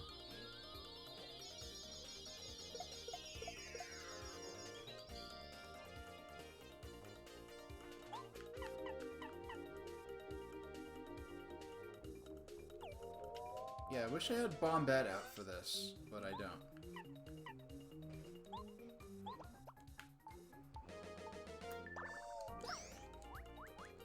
But these guys, fortunately these aren't the jungle fuzzies, so... yeah, don't even mind that. But I could just use Quake. If these were jungle fuzzies, I'd have been in some trouble, but here, all I have to do, I just use Quake Hammer. Damage them all at once. You'll get to the front door of the next dungeon, and then I'll take my break, and I'll come back for probably just some pinball. Hi, that was so scary. We were playing hide and seek, and there was this weird plant, and it trapped me here. Sushi, you were right. This jungle is really dangerous. I'm sorry I disobeyed you. Thanks for coming to get me. I'm going home now. It's the red one. Yeah, you're right, Martha. You did remember. I like how it gives you that very distinct, like, cue. There's another room over here. Let's see what there is to find. Oh! There's a shortcut. That's interesting. I did not realize that there was a shortcut. So you could... that's cool game design, because if you somehow find this early, you can't get anywhere.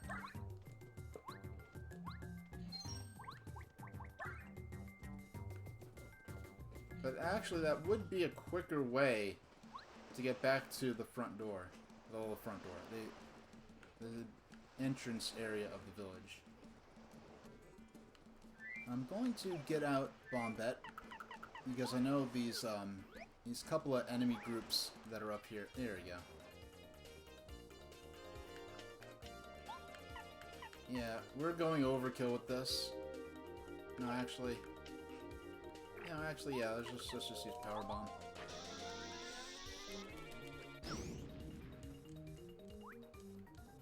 And... Quake Hammer. When I come back from the break, I'll probably be playing NES Pinball for maybe 30 to 40 minutes. I was thinking about maybe trying out Stinger, but which I've never played before. But last night when I was preparing this, I thought maybe I'd end up playing NES Pinball. Well, I'd maybe be ending this at an earlier part than I typically would, so I'd have a little more time to play. But I didn't prepare anything for Stinger. I decided to just prepare my layout for NES Pinball, which I have not touched in a long time. So I have like a new camera settings and stuff like that. I have not prepared my NES, and my ticker and everything is all ready for NES Pinball. So that's what I'm gonna play. It's been a while. I know I don't have my all my stats.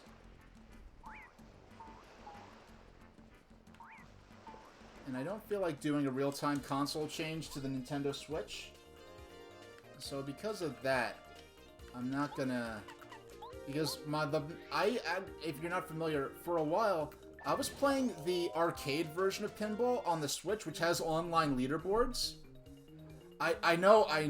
I figured... I thought you might respond to that, because I want to play Stinger. I know I wanted to play it for a while. I know it's the only game in the Twinbee series that has the side-scrolling gameplay, because normally Stinger traditionally has vertical scrolling only. So I know, because like the kind of thing is like, oh, like Twinbee games are normally vertically scrolling, and then Fantasy Zone games are normally horizontally scrolling. I believe Stinger has both types of scrolling.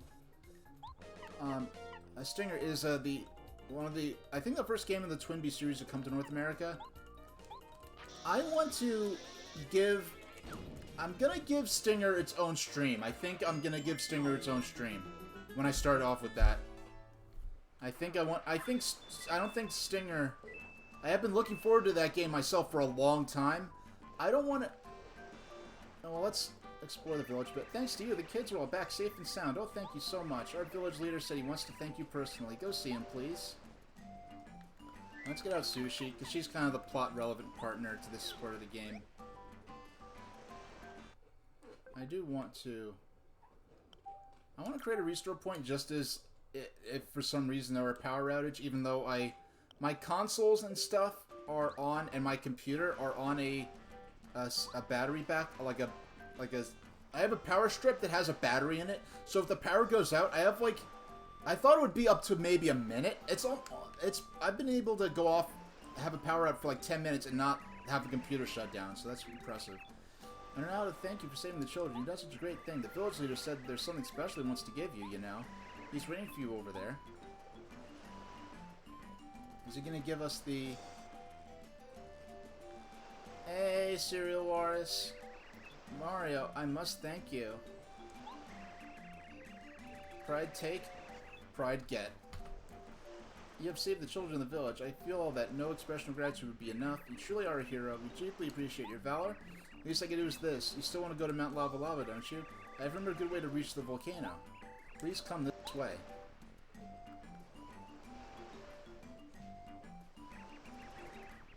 Man, like a Yoshi of size. That would... a modified Mario character. That would definitely not be allowed with today's Nintendo standards and practices. I thought it was somewhere around here. Ah, yes, I found it. Here it is. Take it, please. Got the Jade Raven, the statue of a raven that Yoshi's village leader gave you. Whenever events beyond our control can occur on this island, we ask the help of Raphael the Raven, the island's master. If anyone can help you reach the island, it's definitely Raphael the Raven. He lives in the depths of this island. If you place that Jade Raven into the statue of Raphael, the way into the depths of the jungle will appear. I haven't been able to save Raphael since I was but a young Yoshi. I remember it was incredibly difficult to find him because the jungle's trees and shrubs covered the way. I'm sure you'll find the path. Maybe all your wishes will come true. Just 1 minute. You have one heck of a story behind you, Mario. Why in the world do you want to go to Mount Lava Lava? It's very hot and very dangerous in the volcano. I wonder if this is one of those moments where if I didn't have Sushi out, she would have came out automatically for plot reasons. If you aren't extremely careful and lucky, you'll get roasted to a golden brown. But you don't care. You guys are not going... Your guys are going there anyway. I do not approve of this. Uh-huh. Oh. You're going to the volcano because you want to save the princess from some bad guys? What a touching... Wait, so Sushi has heard of the princess, but not of Mario. That's interesting. You just touch a soft spot in this heart of mine. That does it. I can't let you go alone. I, Sushi, will be by your side until the end. You needn't worry, Mario. I love taking care of others. If you plan on getting through this jungle, you'll need me anyway. Come, Mario. The volcano isn't getting any cooler. Alright, let's go. We know where the Raphael the Raven statue is, so let's go talk to all the Yoshis with their new flavor text. Their new NPC dialogue. Those boys promised they'd never go into the jungle alone. Little troublemakers. This could have turned into a serious situation if you hadn't found them, Mario. You wouldn't believe the scolding I gave them. They ought to behave themselves for a while. At least I hope they do. Yeah, Sushi's a sweetheart. The kids look shaken up from when they first got back to when they first got back from the jungle, but they're okay now. They didn't learn their lesson, those little scamps. Still, I can't be angry at them. I'm so happy they're safe. It's all thanks to you.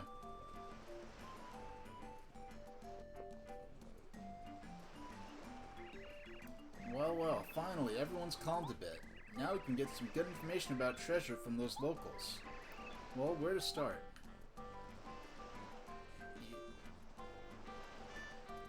I'm glad they happened to... Okay, I'm not worried about it. It's... Okay, like, there's some things I say because I'm being observant and thoughtful. And with the way things are nowadays, some people could take it as that I was offended by it, or I'm angry at Nintendo or something, or think they meant harm, when I didn't. I'm just being observant and just saying how I feel or what I thought. So, you know, so, like, for instance, like, when I made, like, for a college project, I made a video. It was a race relations in the media class I took in college, and it was around the time My Little Pony Friendship is Magic was in its first season still, and there was an episode that dealt with that, with like, you know, prejudice, and a bunch of characters are suspicious of this zebra that comes into town, and they're basically using being a zebra as an analog for being any kind of outsider. But when you're dealing with these generically, with this extremely, like, ethnic, this zebra, with zebras being native to Africa, that's adorned in all these very tribal and ethnic looking motifs, they're, you know, you're very implying a certain thing. I mean, I don't find that offensive. I just feel the way they structured the episode didn't go along with what they were trying to say. And so that's what I just made. So I made a video as part of this project. It was like an hour-long video where I just break this down and describe what the mistakes they made and how they could have made the episode better. But if I were, and when I re-released this video, I actually never put it on YouTube before. I put it on another video site, and only in the last few months I put it on YouTube. But when I put it on YouTube, I had to, like, basically put in a disclaimer saying, like, I'm not saying the show should have been canceled or that I'm offended. I'm just saying, hey, here's how they could have made this better. Because I know, like, in today's, like, climate, it's possible that someone could have saw this video and thought I was accusing the makers of the show of being racist or something crazy like that. And so I had to make a disclaimer explaining that at the beginning. Whereas at the time I came out with it, I really didn't have to worry about that. Okay. I don't expect this section of the stage to be very long. This section of the game where I'm going to meet Raphael the Raven. So I'm just gonna go ahead and tear things up with a lot of coins, a lot of hearts.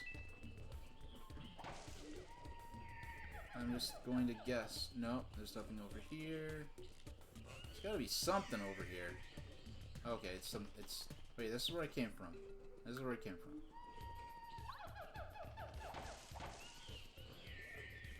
Okay, there's got to be some fourth wall break-in, something for me to discover or mess with or find.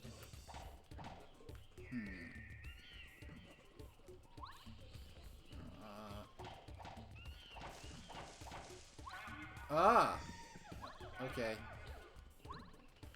I don't need an egg, so I'm not gonna collect that.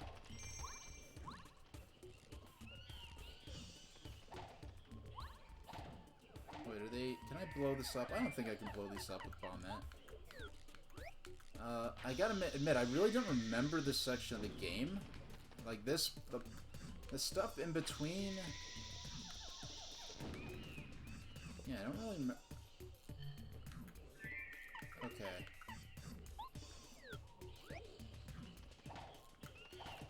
There are 3 things I can mess with, pretty much? Is that what they're getting at? Oh, there's another path. And this will be some kind of puzzle, I guess. Do I have to cover all these holes? I'm guessing I have to cover enough of these holes.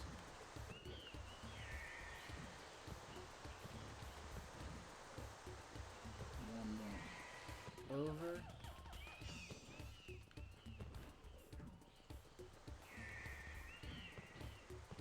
I'm guessing eventually I'm gonna have to cover them all anyway, so...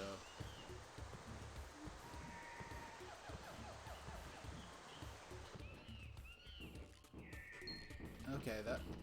Okay, so I solved that pretty quick.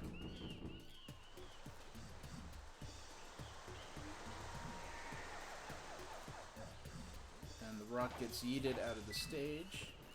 Oh, well, but... I love how Mario basically does the same. It's like, whoa, what's going on here? I don't think I have to fight a mini-boss or anything. Okay, this one seems to be about grabbing vines. Okay, this one I fight a boss. It looks like I'm going to be leveling up pretty soon.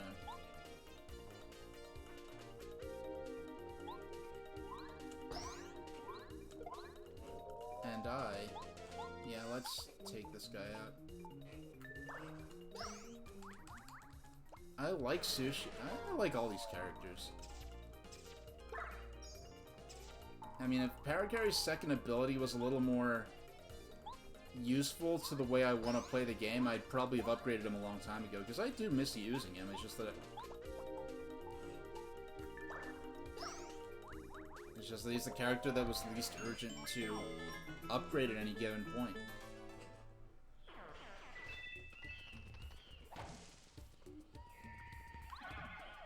Hey, Fire Flower. That's something I want. Okay, didn't get that first strike in, but...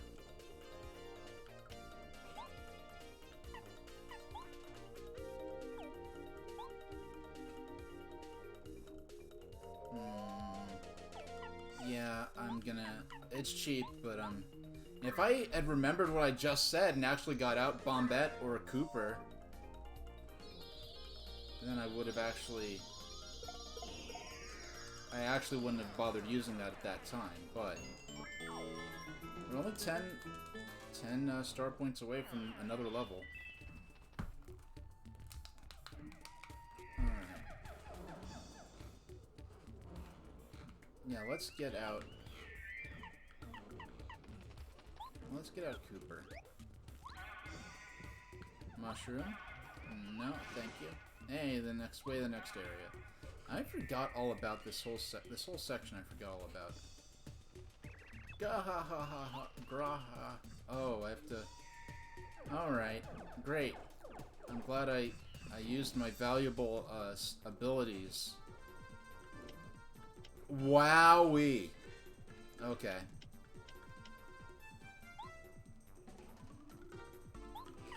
Yeah, I feel smart. I didn't think they'd be a doggone mini-boss. I forgot all about this. There's no way they could be too much... Yeah, let's get up on that.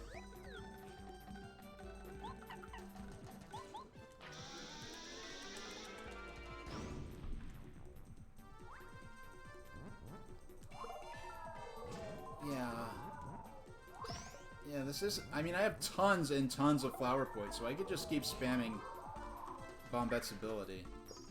Oh, that makes it a little more complicated. But...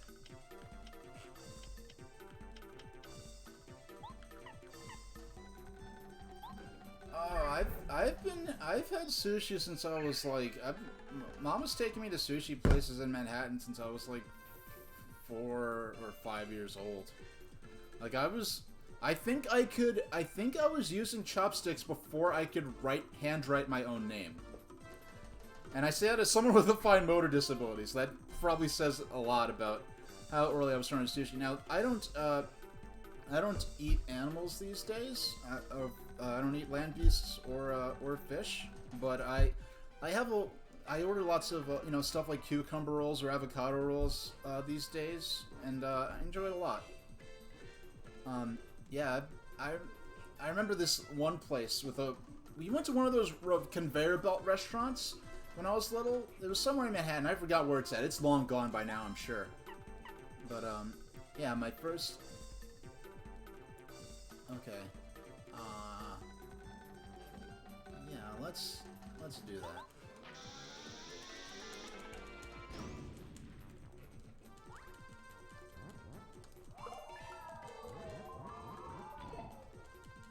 Oh, I've never asleep in Atlantis. I don't think I've seen you around in chat before. I think that let's see. Yeah, let's.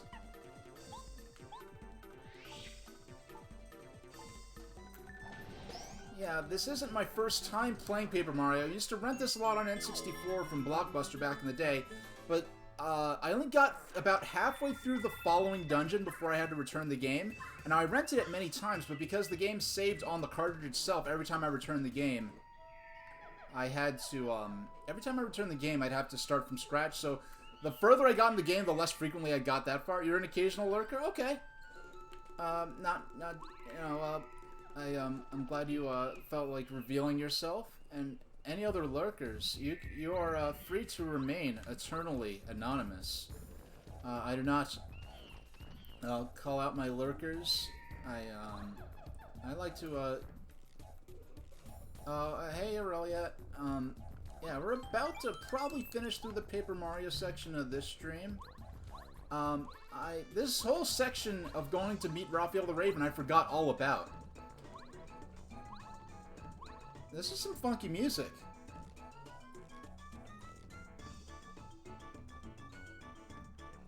I don't remember anything about this. Yeah, so I'll get to the front door of the next dungeon, and then I'll take a break, because I've been streaming just 10 minutes shy of 2 hours already. Now imagine if they made a new like a side-scrolling Mario game that's like the Klonoa games, where you're moving on a XY axis, but the game, like the paths and everything, are represented in 3D space. I mean, Raphael the Raven was taken directly from Yoshi's Island on Super Nintendo. Hey, Jackalopes. Enjoying the stream? Well, I'm glad.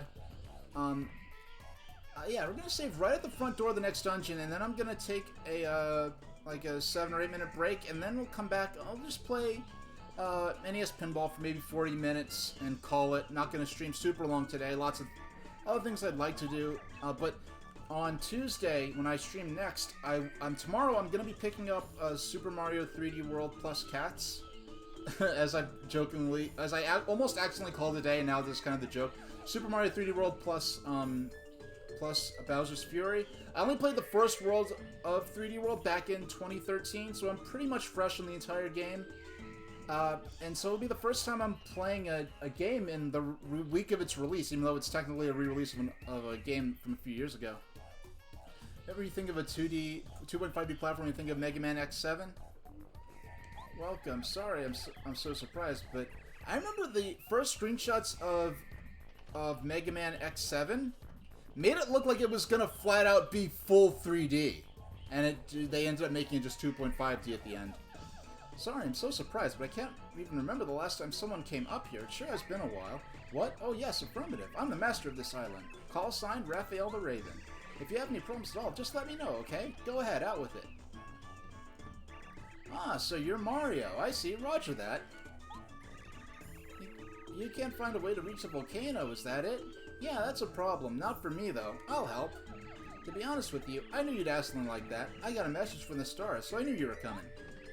I've got something exceptional to help you. I've got something exceptional to give you that ought to help you on your way. But that's for later.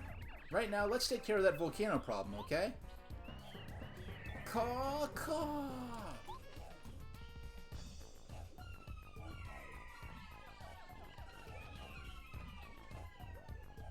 The way they flutter down is hilarious. They like flap their feet because they don't have wings or like upper limbs. It's so funny. Excellent response time, Ravens. Well, we've got work to do. I'll brief you only once, so I want your full attention.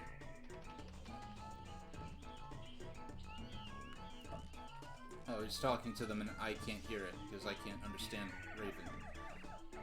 And it must be done as quickly as possible, got it? I should hope so. Let's move, Ravens. Follow me.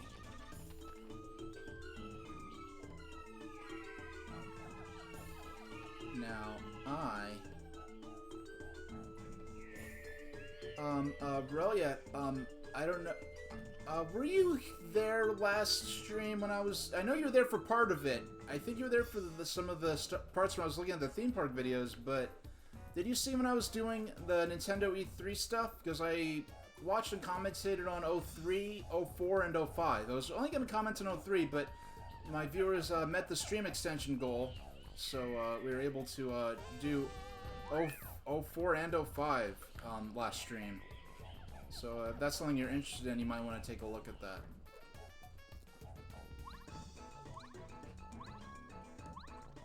Well, it's still up on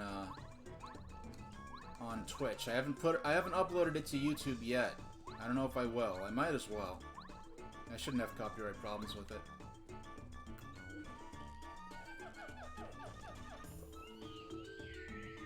Now, it's kind of funny how you could base jump off the tree there, but not further down. Heave-ho! Come on, then. Let's pull out... I want to pull out Sushi for no reason other than just the fact that she's...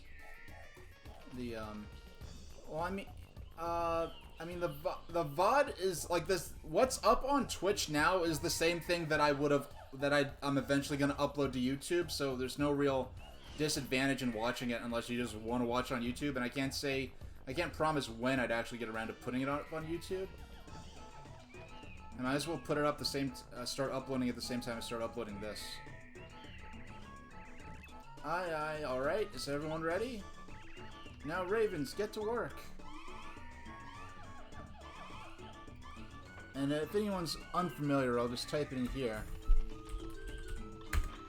That is where I put up my unlisted... that's a channel of mostly unlisted videos that have my VODs. For this stream in particular, for my last stream, I'm definitely going to leave that one unlisted because it has a lot of videos by other people, like, that have their own videos, so I don't want to make that just regularly public and have people watch my video instead of the original videos. So I'll leave that unlisted, so only people that are watching because they want to see my old streams, and I only leave only people who find the playlist or find it through my stream right here will find it. So, what in blazes? Caw. Finished, caw. Roger that. You can reach the volcano now. Ooh, top notch, really? It would appear that we can enter the volcano, dear boy. What luck, eh, Mario? I shan't delay another moment. The ancient treasures are calling me. Onward! He jumps into the pulley thing.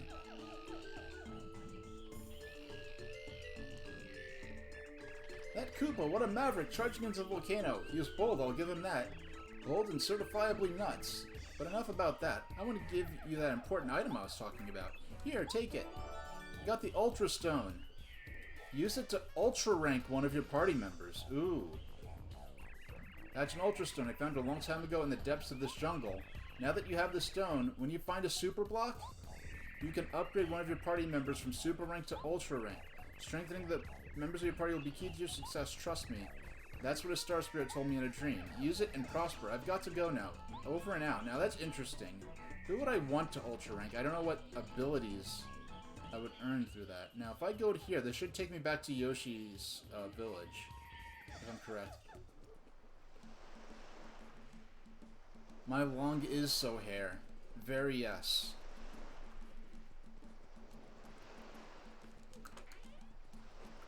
Okay, let's...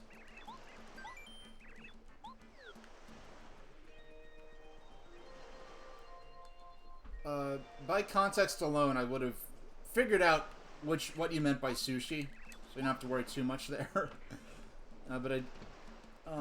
Yeah, I've been doing a lot of crafting off stream because crafting is fun, but getting the ingredients is very cumbersome. It includes diving back into old dungeons to get items like, you know, like the cake mix, going all the way back to Dry Outpost, which even with the shortcut, it is a bit. No, it doesn't end. It does continue indefinitely. No, it's about, you can see it's, if I stand fully erect, you could just barely see the bottom of it there, but, yeah, so what we're going to do, let's go,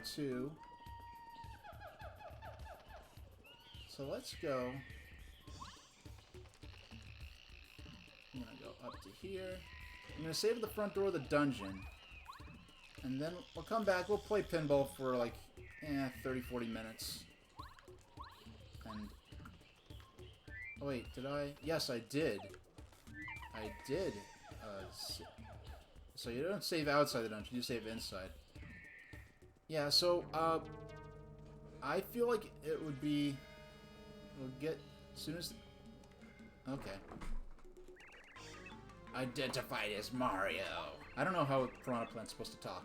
Alert, alert, report the boss. Alert. Okay. So this dungeon is as far as I've gotten into the game. I got about maybe 25 to 50% of the way through it, and I just didn't stop playing it on the original way. All adventures are dangerous, though, so what of it? We must press forward toward the glory of an unknown treasure.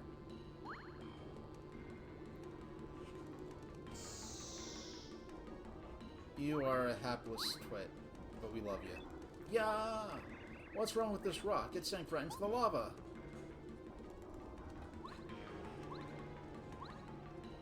Yeah, you just have to keep on moving. What am I supposed to... oh, okay, I see.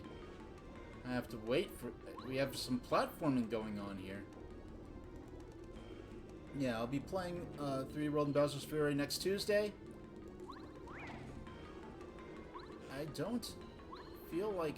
where's the save point? There's got to be a save point. There's got to be a save point in here. Really? No... you know what?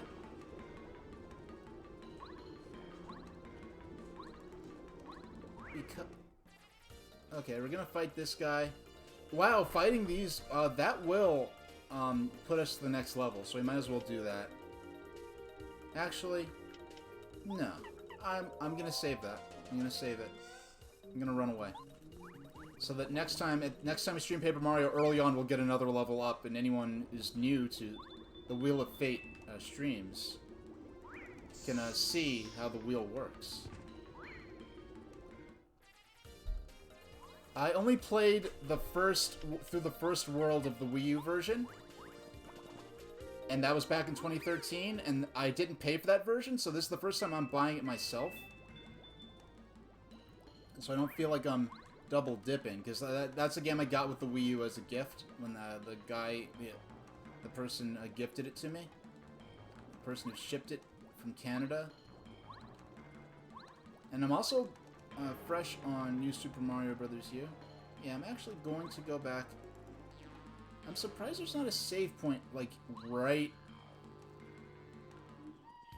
yeah, it's funny. There's no save point.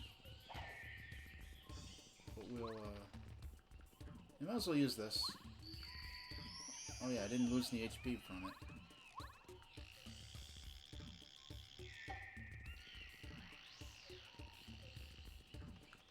Yeah, I thought it would be like... yeah, I didn't know what it would be. I didn't think it would be a live Cobra. I didn't think they were that ambitious. I thought it would just be like a dead bird or something. Is there a save point here? I find it odd that there would not be. I just find it odd that they wouldn't have a save point there.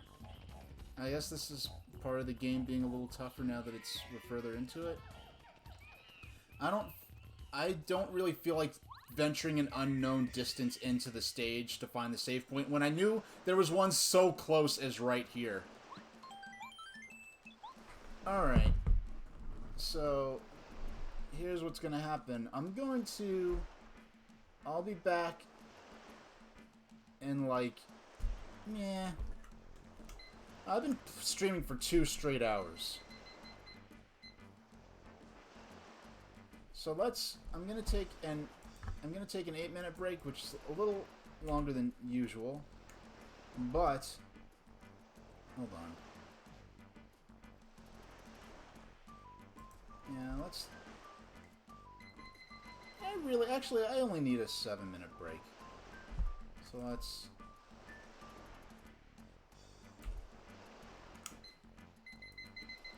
and when we come back, we are going to play NES Pinball, not for too long, like maybe 40 minutes-ish.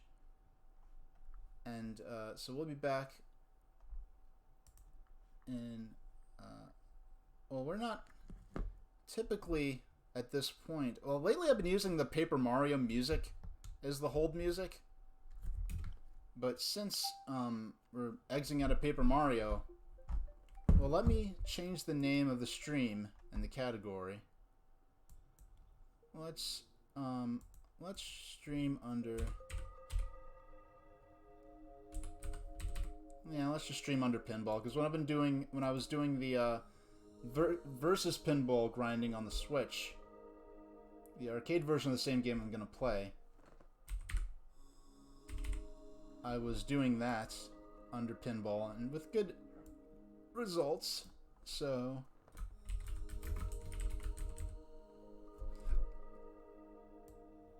hey, so we changed the name, and let's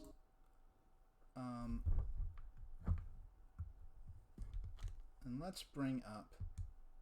No, doggone! I just brought up the wrong game. I just clicked on Earthbound instead of NES Pinball. So let's go back to the game I actually intended to play. Alright. Sorry, this is a bit... Yeah, sorry everyone who was here for Paper Mario.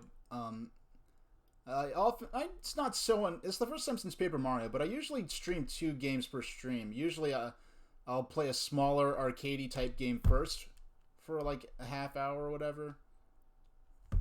But I'm gonna put on. Where's my music? Where's my? Here we go. Oh, we got some Deltarune music going on. So I will be back in 7 minutes, and we'll just chill around with some pinball. And pinball streams usually end up kind of turning into general chat streams, but we'll see what's going on. And I'll be back in a little while.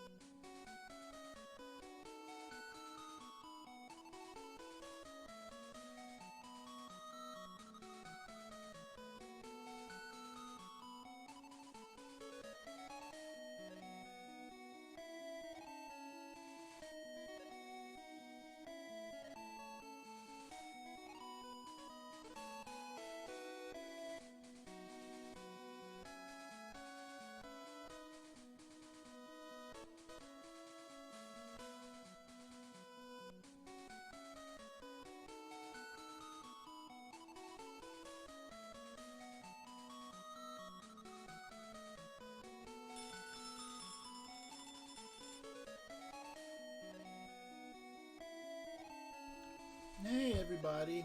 Thanks for waiting on me. Alright. Let's play some pinball. Let's set it for 14. Yeah, let's go with 40 minutes. Let's see how far I can get.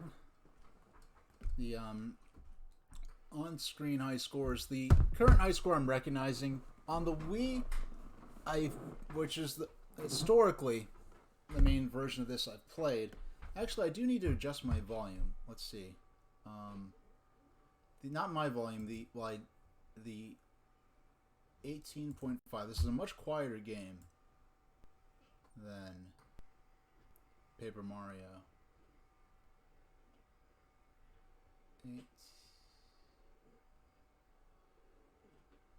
Alright. Hey, you know, it kind of blows me away whenever I go on a break. I just come back. I just expect everyone to be gone. So when everyone's actually, well, like the same number or even more people are there when I'm coming back, I'm like, well, gosh, guys, especially on a stream like this where I have actually switched games I'm playing, because often the games I play, I'll stream under a generic category like pinball or retro. So when I'm streaming under a specific title like Paper Mario, you know, people will come because they specifically wanted to see Paper Mario, which is why I like to have... You know what? I forgot to add the ticker on the bottom of Paper Mario saying coming up next, because I'll usually say in my bottom of the screen ticker what I'll be playing next. What am I hoping to be announced for Pokemon Day? Anything they announced is fine. Like, I've heard rumors that it's going to be a Sinnoh remake in the style of Let's Go Pikachu and Eevee, and I was never big into Pokemon Go, so that wouldn't do anything for me. I would be kind of disappointed, frankly. I would not...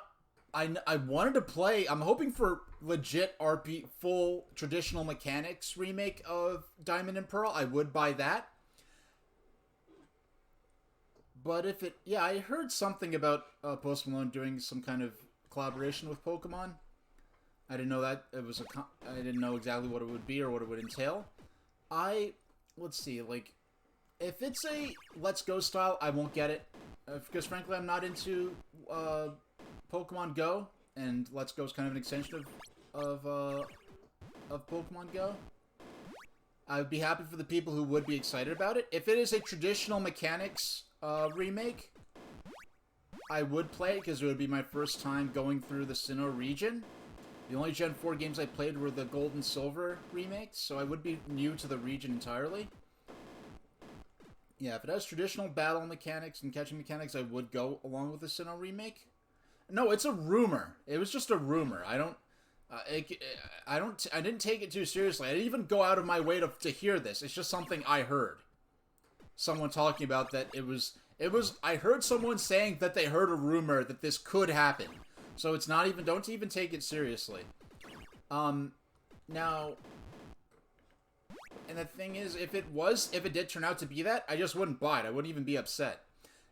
The reason I think that would be a strange thing to me, I feel like Pokemon Go brings in a lot of people who lapsed following Gen 2. You were only in it for, like, early Pokemania, like in Gen 1 or 2. And it's funny, because as much as Pokemania was a unique cultural phenomenon, at the same time, I feel like there's more Pokemon merchandise, and it's more ubiquitous now than it was during Pokemania. It's just that when Pokemania hit, we weren't used to being bombarded by media franchises in that, like, way.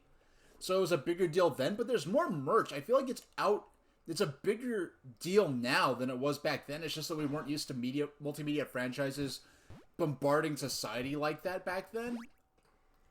I think that's why it was seen as more of a unique phenomenon at the time. But I feel like Let's Go has a broad... the Pokemon Go. There's been a lot of people who have stopped playing since, like, Gold and Silver might have been their last games they played during, in general. So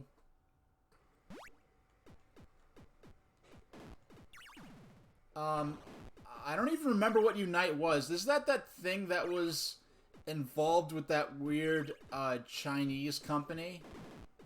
Or with that like Chinese company that no one liked? Is that what Pokemon Unite was? Because I wasn't impressed. I didn't approve of it. I wasn't interested in it, but I also like didn't care enough to even let it stick in my mind, because you mentioning that is the first time that I've thought about that incident all year, and throughout, this is already the most I've thought about that game since this is already the most I've thought about that game since the moment it was announced, which lets you see how much that was on my mind.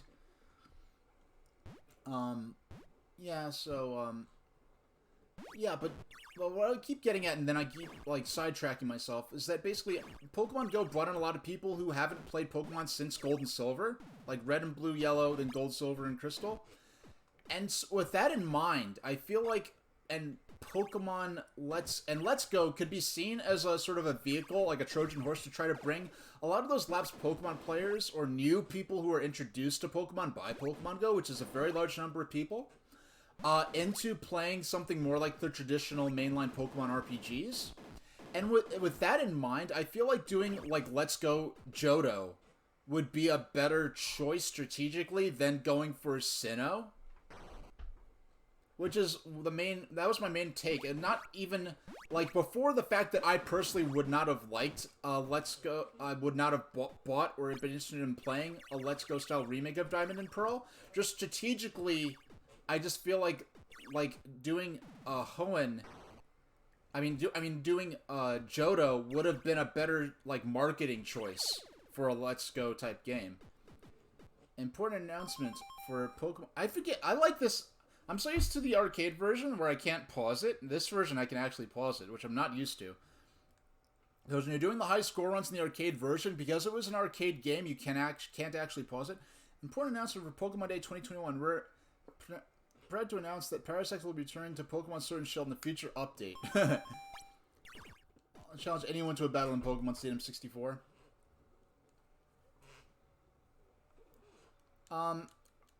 Like I said, I'm not invested in it.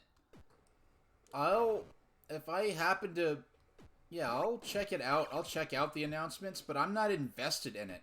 Like, with Pokemon, like, Pokemon Day 2016 was a bigger deal because we pretty much knew we were due for a new generation. Like, the 3DS, like, the 3DS equivalent to what Pokemon Black and White were for the original DS. You know, the late in the console's life cycle, you know, new generation, you know, better taking advantage of what the system was capable of. So that Pokemon Day, we knew we were getting something big. And then for the 20th anniversary, that was the year that they took out the Super Bowl ad. Because was that the year they took out the Super Bowl ad and they were doing all the... And it was just weird seeing the official Pokemon Twitter account, like, hyping up the Super Bowl. It's like, I know there's a lot more overlap now than ever before, but just like the stereotypical people who would be into Pokemon and the stereotypical people who would be into professional sports and you know, professional football in particular. But the thing is, a lot of people watch the Super Bowl who normally don't care about sports. And then there's so much overlap between, like, you know, people who are into pro sports and people who are into, like, video games and, like, anime and especially Pokemon stuff being on what would, I guess, could be archetyped as the nerdier end of video games and anime subculture. But it's not as, like, you know, jocks versus geeks, you know, as, you know, it might have been, you know, 15 or 20 years ago, or especially, like 25, 30 years ago. You know, it's not as cut and dry like it used to be, where, like, there's some sort of stream for Pokemon Day 2021. Will I do a stream? Oh yeah, Pokemon Sword and Shield wasn't announced. I don't remember. I remember I was donating blood when they announced Pokemon Sword and Shield. I was in a blood donation center. I was hooked up like by my arm to the machine. I just had that in my tablet sitting on my lap, watching the live reveal of the games. So will I do a live if I'm available, if I'm around and I'm available, I'll see if I can do it.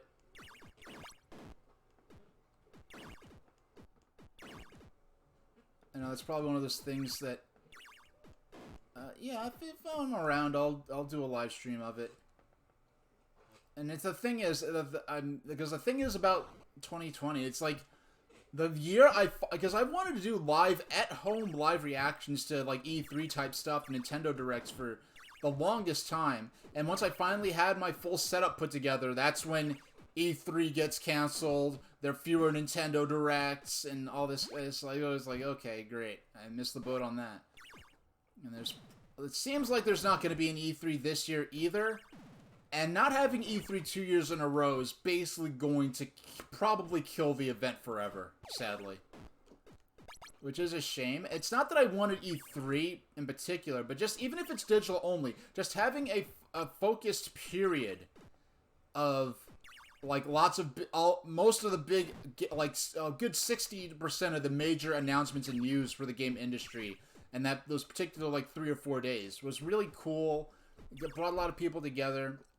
And frankly, there are people I'd probably rather be watching their live reaction stream of.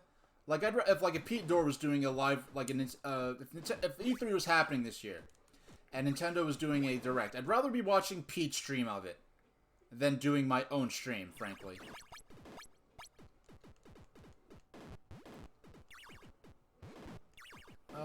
Yeah, Mario Party 3, for some reason, for years, I thought that Mario Party 3 was on the Wii Virtual Console, and apparently it never was. So, unless it's on the Wii U Virtual Console, in which case I'll download it and get it. I'm feeling like next I'll be doing, because next I've got to finish. I'm going to be doing for a while I'll be doing lots of Super Mario 3D World and Bowser's Fury streams, and I'm probably going to be focusing on, I'm probably going to be clearing like 2 worlds per stream, if not more. Like I could definitely do at least the first 2 worlds in the first stream of 3D World. But so after I beat at least the main campaign of 3D World, I'm gonna go back to Paper Mario because I wanted to stop here because it's right before I'm on like the second. I knew the quest before, like once you get on Lava Island, the pre-dungeon side quests are pretty lengthy, and that's what I took care of in this stream. So I'm right at the beginning of the next dungeon, and so after going 2 or 3 weeks or more without playing Paper Mario, because I wanted to put the game down for a while, and this seemed like a good spot to stop at if I'm going to put it down for a while to come, because at this point is basically where I'm up to all new content that's new to me entirely.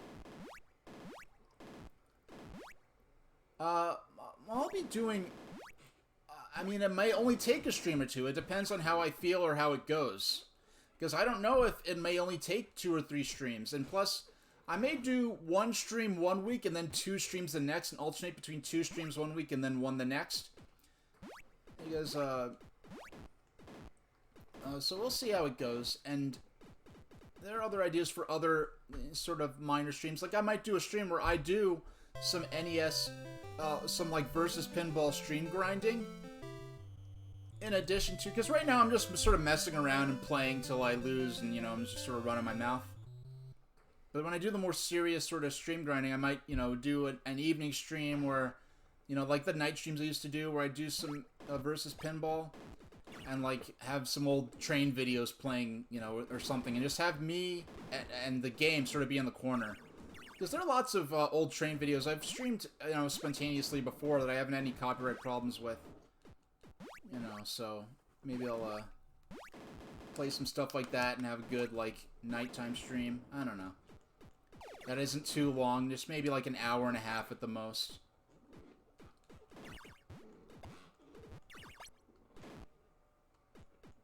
And so that might be something fun I could do. But as far as, like, yeah, I have enjoyed what I've been able to free up. I miss streaming twice a week, but I do appreciate the amount of time that the time I've opened up for myself to do other things. So I might do 2 1 week. Now that I've gotten a lot of what I wanted to do with the time I freed up by streaming only once a week done, I may do, you know, 1 stream 1 week and then 2 the next and alternate. Yeah, you're saying you blitzed through Paper Mario 64 in about a week. Everything from 6 on was totally new to you? Last time you'd gotten that far was 20 years ago, huh? Yeah, I've only gotten about 25% to halfway through the Lava Lava Island volcano dungeon. So this is... And I'm just about up to leveling up again, which is another cool thing. Because it's nice that the way things have worked out, pretty early on in the last 2 or 3 streams, I've been able to level up on stream so you could see, you know, so the people that are watching for the first time could see, you know, how the wheel works. You know, I'm randomizing my level up options. Okay, that wasn't so hot. Let's see, I want to get to at least 50, okay, I'm gonna be a little... I'm gonna batten down the hatches a little bit, see if I can get to at least 50k. Actually, I'm gonna let this game end. I'm gonna let this bottom out. I'm just gonna let the ball go down the drain. Oh, I didn't press start yet. That was the running the attract mode. So let's see if we can get to at least 50,000 this time around.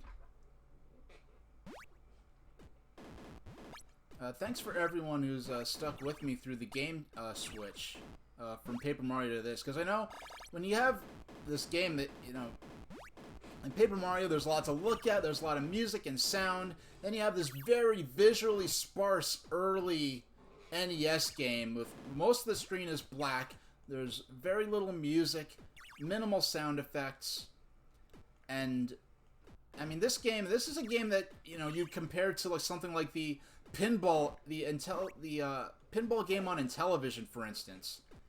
And I do think if you're going between like Atari pinball on Atari 2600, then Atari on the Intellivision, then pinball on Atari 2600, then pinball on the Intellivision, then pinball on NES. Those pinball games, each of them really just kind of shows the advancements and what these systems were capable of. And for the Famicom, it's so incredible how this system that was really made specifically in mind. Famicom was made as a system for porting single-screen arcade games to a home console. And what that became, even by the time you get to something like Super Mario Brothers, it's almost like a generation ahead on the same system. Whereas on North America, we've had Super Mario Brothers came out pretty close to launch, and we had a lot of the more sophisticated Famicom games being able to be ported early on the NES. But to look at the lifespan of the system on from Famicom is so incredible. And then when you go later on, and when you get to stuff like Gimmick and Kirby's Adventure and Super Mario Bros. 3, that are really pushing the limits of what the NES was capable of, to the point where these really very nearly could have, like Kirby's Adventure, they could have released that as the exact same game. They could have released that on Super Nintendo. Instead, they released it on NES as a way to, you know, and it did help position the NES as a budget system, because they were selling NES systems into like 93, 94. 24,000, nearly, well, yeah, 24,000, so we nearly got halfway to 50,000. Let's get at least one 50k game. You haven't started Thousand Year Door yet? Mainly that's because your friends' group's Discord servers asked me to play Mario Party 5 through Parsec with them online. The game controller has been hooked to the PC since then. You use the Wii U GameCube adapter on the PC if you have the Dolphin emulator. Oh yeah, because that's a PC. That's a USB adapter, so the computer should be able to interface with it without much trouble. Alright. Now, let's go for getting the Royal Flush on the lower screen. That's not something I haven't even tried to specifically go for anything. So far, I've just been running my mouth and keeping the ball out of the gutter. Or not. We've got the outline stoppers already activated, so we're off to a good start there. Oh, bonus mode, bonus stage time. Okay. Now that I'm used to that versus pinball, which uses the like the ball is heavier and faster in game mode B, and those physics are the basis for the standard play in Nintendo versus pinball in the arcade version of this title. So now that I've gone back to NES pinball, it's very hard for me to play the floatier, more forgiving ball physics of game mode A. Whereas before I got used to versus pinball, I really couldn't even tell you the difference between mode A and mode B in this game, in the NES game. Your friends and you started playing Dokapon Kingdom through Parsec. I know I've heard of Dokapon. I don't know much of what it's about. Is it a magical girl kind of thing, or is it something totally different? I know nothing about... If you showed me 3 screenshots of different games or franchises, told me which one of these is Dokapon, I would not be able to... The only way I'd be able to narrow it down is if I happen to know the things that definitely weren't Dokapon. And then, use process of elimination. Totally different? Okay.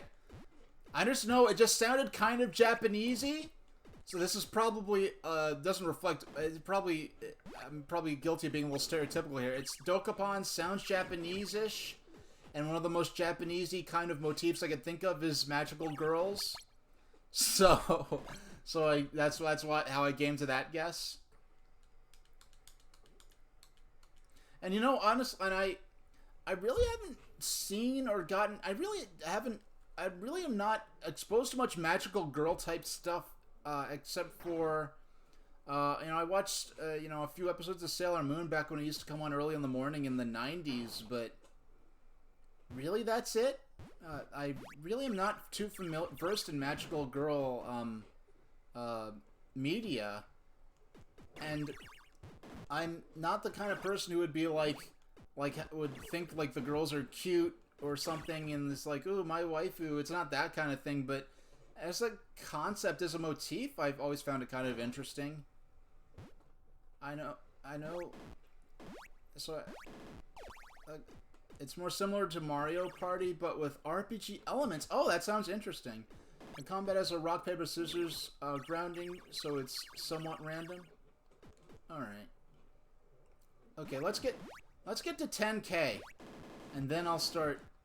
Okay, 10K. Let's go to 25K, and then... Oh, come on. As I shoot the ball straight into the gutter.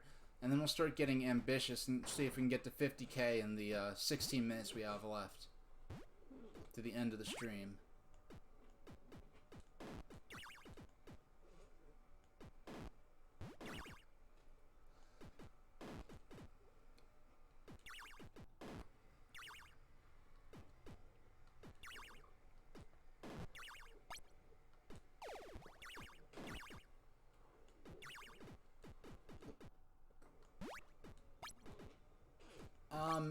I don't...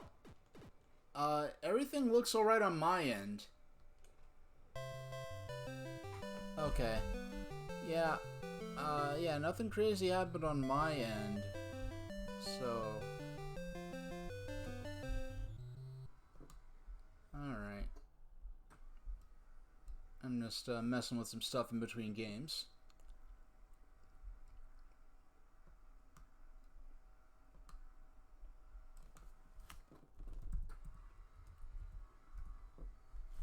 Alright.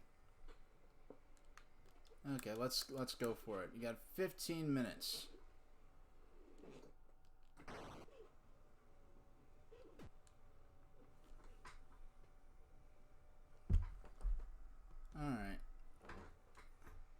just taking a peek at potential people I could raid, because when I play NES Pinball, usually I'll raid...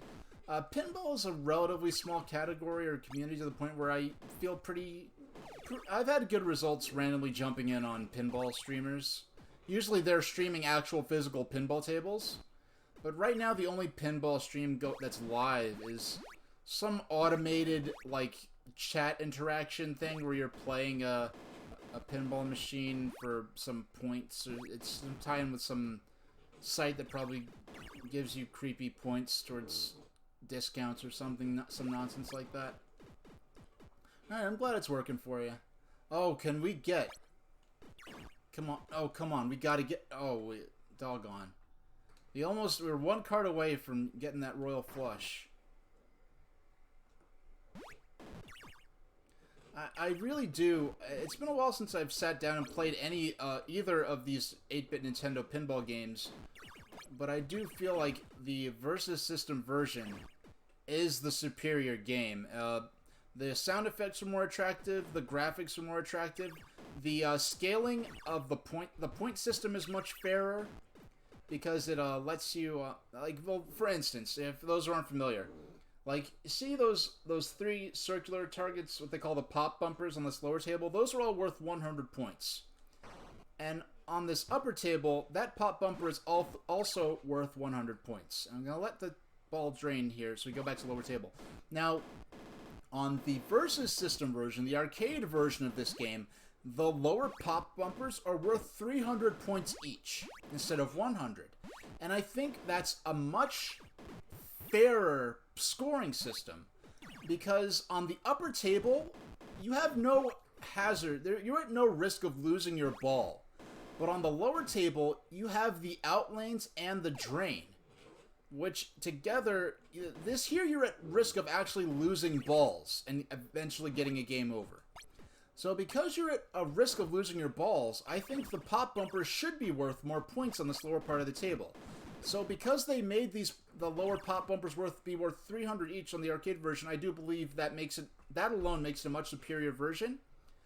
The game is more difficult. It uses the faster ball speed. I'm choosing to use the faster ball speed here. But on the arcade version, that tunnel that hole on the left, on the right. On the NES version, getting in that hole will launch you back into the upper table. On the arcade version, it will launch you into the lower table. So there are more ways you could leave the upper table. Theoretically, you'd want to stay on your upper table as long as possible, because the upper table, you're just scoring points and are at no risk of losing your ball. Here, on the lower table, there are more opportunities to win points, but you're at risk of losing the ball, as I just did. Clackaboy, you just finished your bowl, Honey Nut Cheerios? 2, 1. So it should be, what is it? Is it 11:42 on your side of the of North America right now? Am I right? Yeah, it should be 11:43 right now. Am I wrong?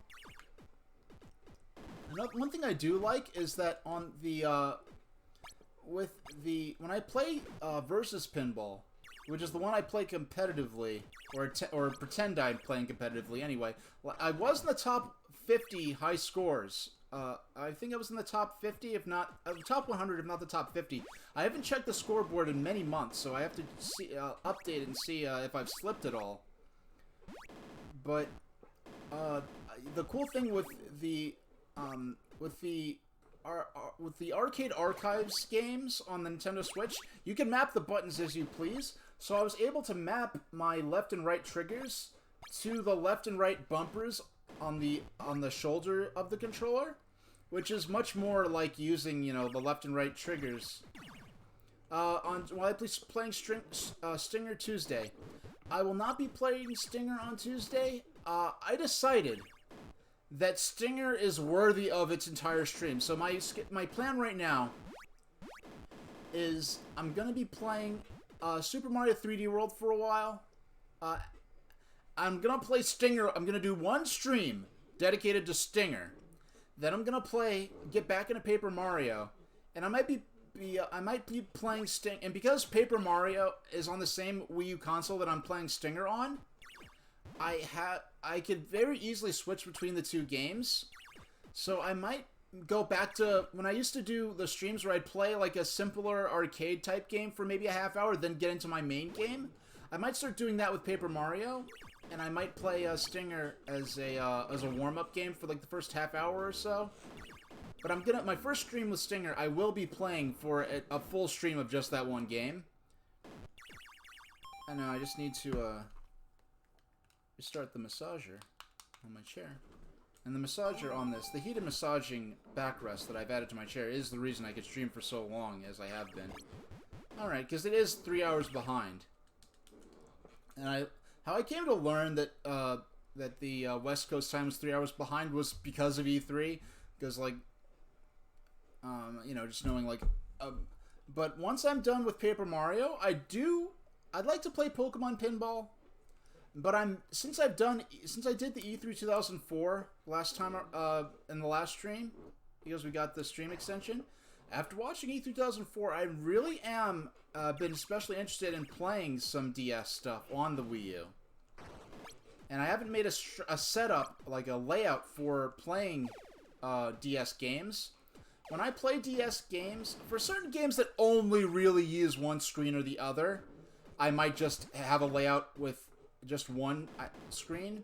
But for the games that go back and forth between the screens fairly often, for those streams, I do think I will have a proper dual screen layout where you can see both screens in their full glory. Because like New Super Mario Brothers, it's a game I want to play, and it's funny because on one hand, New Super Mario Brothers, I have nostalgia of it from its reveal at E3 2004, but that game did not come out until 2006. It appeared at 3 E3s, E3 04, 05, and 06, before it finally came out soon after E3 2006. And it's funny because, New Super Mario Brothers kind of came out alongside the DS Lite in North America, and me and my mom, we got our DS Lites we got them both at the midnight launch of the DS Lite at Nintendo World, and the DS Lite was such a huge improvement, like the look, just the look of the system, the hardware itself, the quality of the screens, that almost everyone who could afford it got a DS Lite as soon as possible, right? Oh yeah, I didn't look at that video yet, but I'm gonna be checking it out off stream for sure. Once I end the stream, I'm gonna start uploading this video and the last video I did. And I'm gonna go ahead, yeah, the VOD of today's VOD and the VOD from last week of the watch party stream of all the E3 and Nintendo World stuff. The Super Nintendo World stuff, specifically. Because I have as I could be saying Nintendo World stuff, meaning the videos I took at the store now known as Nintendo NYC, which at the time was just known as Nintendo World. And it's kind of funny because when they changed Nintendo NYC when they changed the name of Nintendo World to Nintendo NYC, I feel like they're preparing to do an international or intercity series of these stores. Like, now there's Nintendo Tokyo, there's going to be Nintendo LA, and then at the same time, I feel like they were freeing up the Nintendo World name for use in a theme park, and eventually that's what happened. But I'm just gonna cook myself a little lunch. Probably just a couple of fried eggs. Yeah, I know that's traditionally more of a breakfast thing, but, you know, protein's a protein. And, yeah, and a lighter lunch because it's later in the day, and I'm probably just gonna throw in a frozen pot pie in the oven. Okay, we didn't get to 50,000 once so far, which is a little embarrassing, but it's not too serious. This is more just, you know, a chat session with gameplay throw in to a certain extent.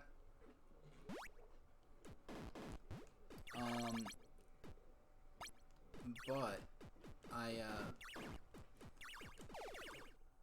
okay, there we go. 35, no, okay.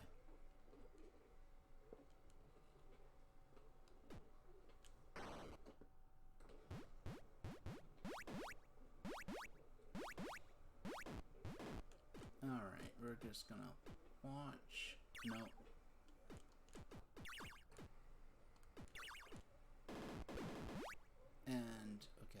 14, 15.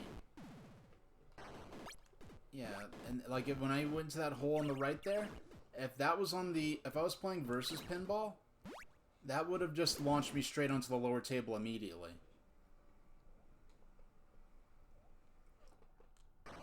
Actually, I'm gonna let this ball void out. I'm gonna let this ball void out.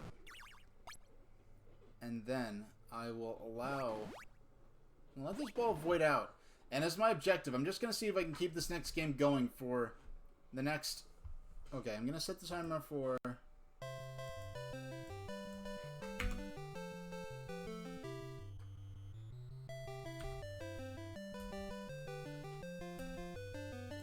Okay. 60... 70... No, I want 65. No. 70...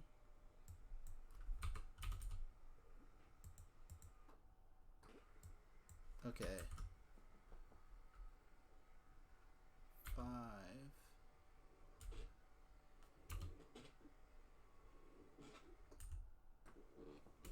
How do I set...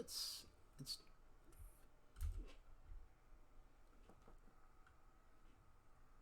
Alright. I'm just gonna... Okay, here we go. Let's see if we can just keep the timer going. I was trying to set it for 5 minutes and 10 seconds, but... I never tried to set for a specific number of seconds before. It only lets me enter in terms of minutes. And, like, if I want to set it for an hour and a half, I can't put an hour and a half. I have to put in 90 minutes. So if I want to set the timer... Because sometimes I'll set the timer, like, for today's countdown timer. I actually started the timer last night, and I just had to count down how many minutes, or how many hours until the stream is scheduled to start. How many hours until 12 noon EST. So sometimes the timer will be going, like, even the night before the stream starts. Alright. And... Wow, 6 people watching me play NES Pinball. Thank you all, because I know a lot of you may have can't come initially for Paper Mario. Well, which we will get... Oh, that's what I got sidetracked again. So, I'll be playing... So, next Tuesday at noon. I'm going to start with Mario 3D World. However long that goes on for. I expect that'll be done within like 4 or 5 streams, right? And then I'll... Yeah, 3D World should probably take, I predict 5 streams. Then I'll do 1 stream that's just dedicated specifically to Stinger. Actually, 52. Yeah, let's do 7. Let's make it 7 minutes. So that way we end at 3 p.m. EST. We'll be streaming for a solid 3 hours. I mean, I'll be live for 3 hours and 10 minutes, but it'll be a solid 3-hour stream. So you got a few bonus minutes out of me. Hey, bonus stage right away. Yeah, so I'll be playing. Here's my plan. So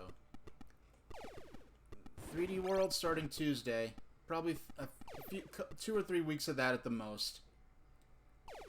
And then I'll do 1 stream that's dedicated specifically to Stinger. Then next time I come back, it'll be back to Paper Mario. Even if it's Paper Mario with possibly, like, you know, a good, you know, just 15-20 minutes of Stinger at the beginning. This is a warm-up game. But probably, more likely just Paper Mario. But possible Stinger as a warm-up game since I am, And then when I'm done with Paper Mario, maybe I'll play Pokemon Pinball Ruby and Sapphire. Just to go back to GBA, because I had a 2 or 3 months where I was doing a lot of GBA stuff. But using Mario 64 was my warm-up game. But after that, I want to start getting into the DS stuff I have downloaded on the Switch. I keep forgetting I could pause in this. You've seen people online either love Mario Kart Ride or the Mario Kart Ride or hate it. I personally wish it should have been more of a high-speed race instead of being a slow dark ride. The opinions from people watching it or from people who have been on the ride? And plus another thing to consider, because it's a slow dark ride, it's probably, a lot of younger kids are probably able to ride on it that otherwise might not have been able to, either due to, like, health and safety standards, like, oh, you have to be this tall to ride on it, or just because they're a little kid and more thrilly type rides might not be their thing. Because of those two things, Nintendo may be somewhat incentivized to have rides that more smaller kids can go on. Therefore, like, you know, the Yoshi ride, for instance. So, yeah, I think because of those two things, Nintendo's kind of incentivized to have a few relatively slower paced rides. People watching it, you see, I can't take people watching it too seriously. In terms of, I know, like, you can comment on the concept, but in terms of the experience, that's one of those, the Mario Kart ride's one of those things where actually being on it and seeing how the AR is incorporated into it and everything is probably very, come on. Okay, fine, fortunately she made it onto the platform before the ball went down the drain. That's another thing. Another major improvement of the arcade version of this versus Pinball over this version is that in the arcade version, you get 1,000 points just for your ball leaving the bonus stage through the left and right out lanes, whereas in this version, a lot of you don't get bonus points. You get bonus points for the ball rolling over the lamps, the bingo lamps, what they're called in the official manual, and for rescuing Pauline. But if the way the ball launches into the bonus stage, a lot of the times the ball will just leave the field before you even get a fair chance to score points. And so I think it's an improvement that you automatically get 1,000 points just for making it into the bonus stage.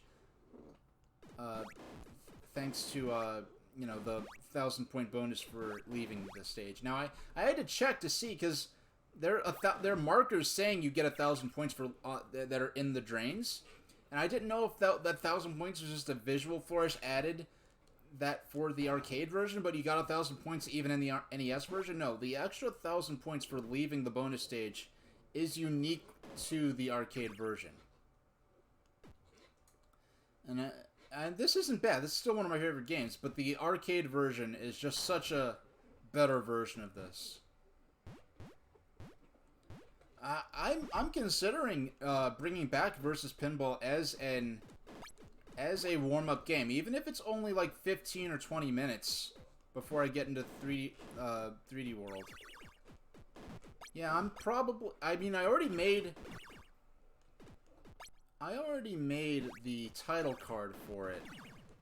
Yeah, because I already made the title card for it, I'm probably going to stick with the premiere of 3D World and Bowser's Fury for next stream. I'm gonna for the heck of it, let's go with Game A.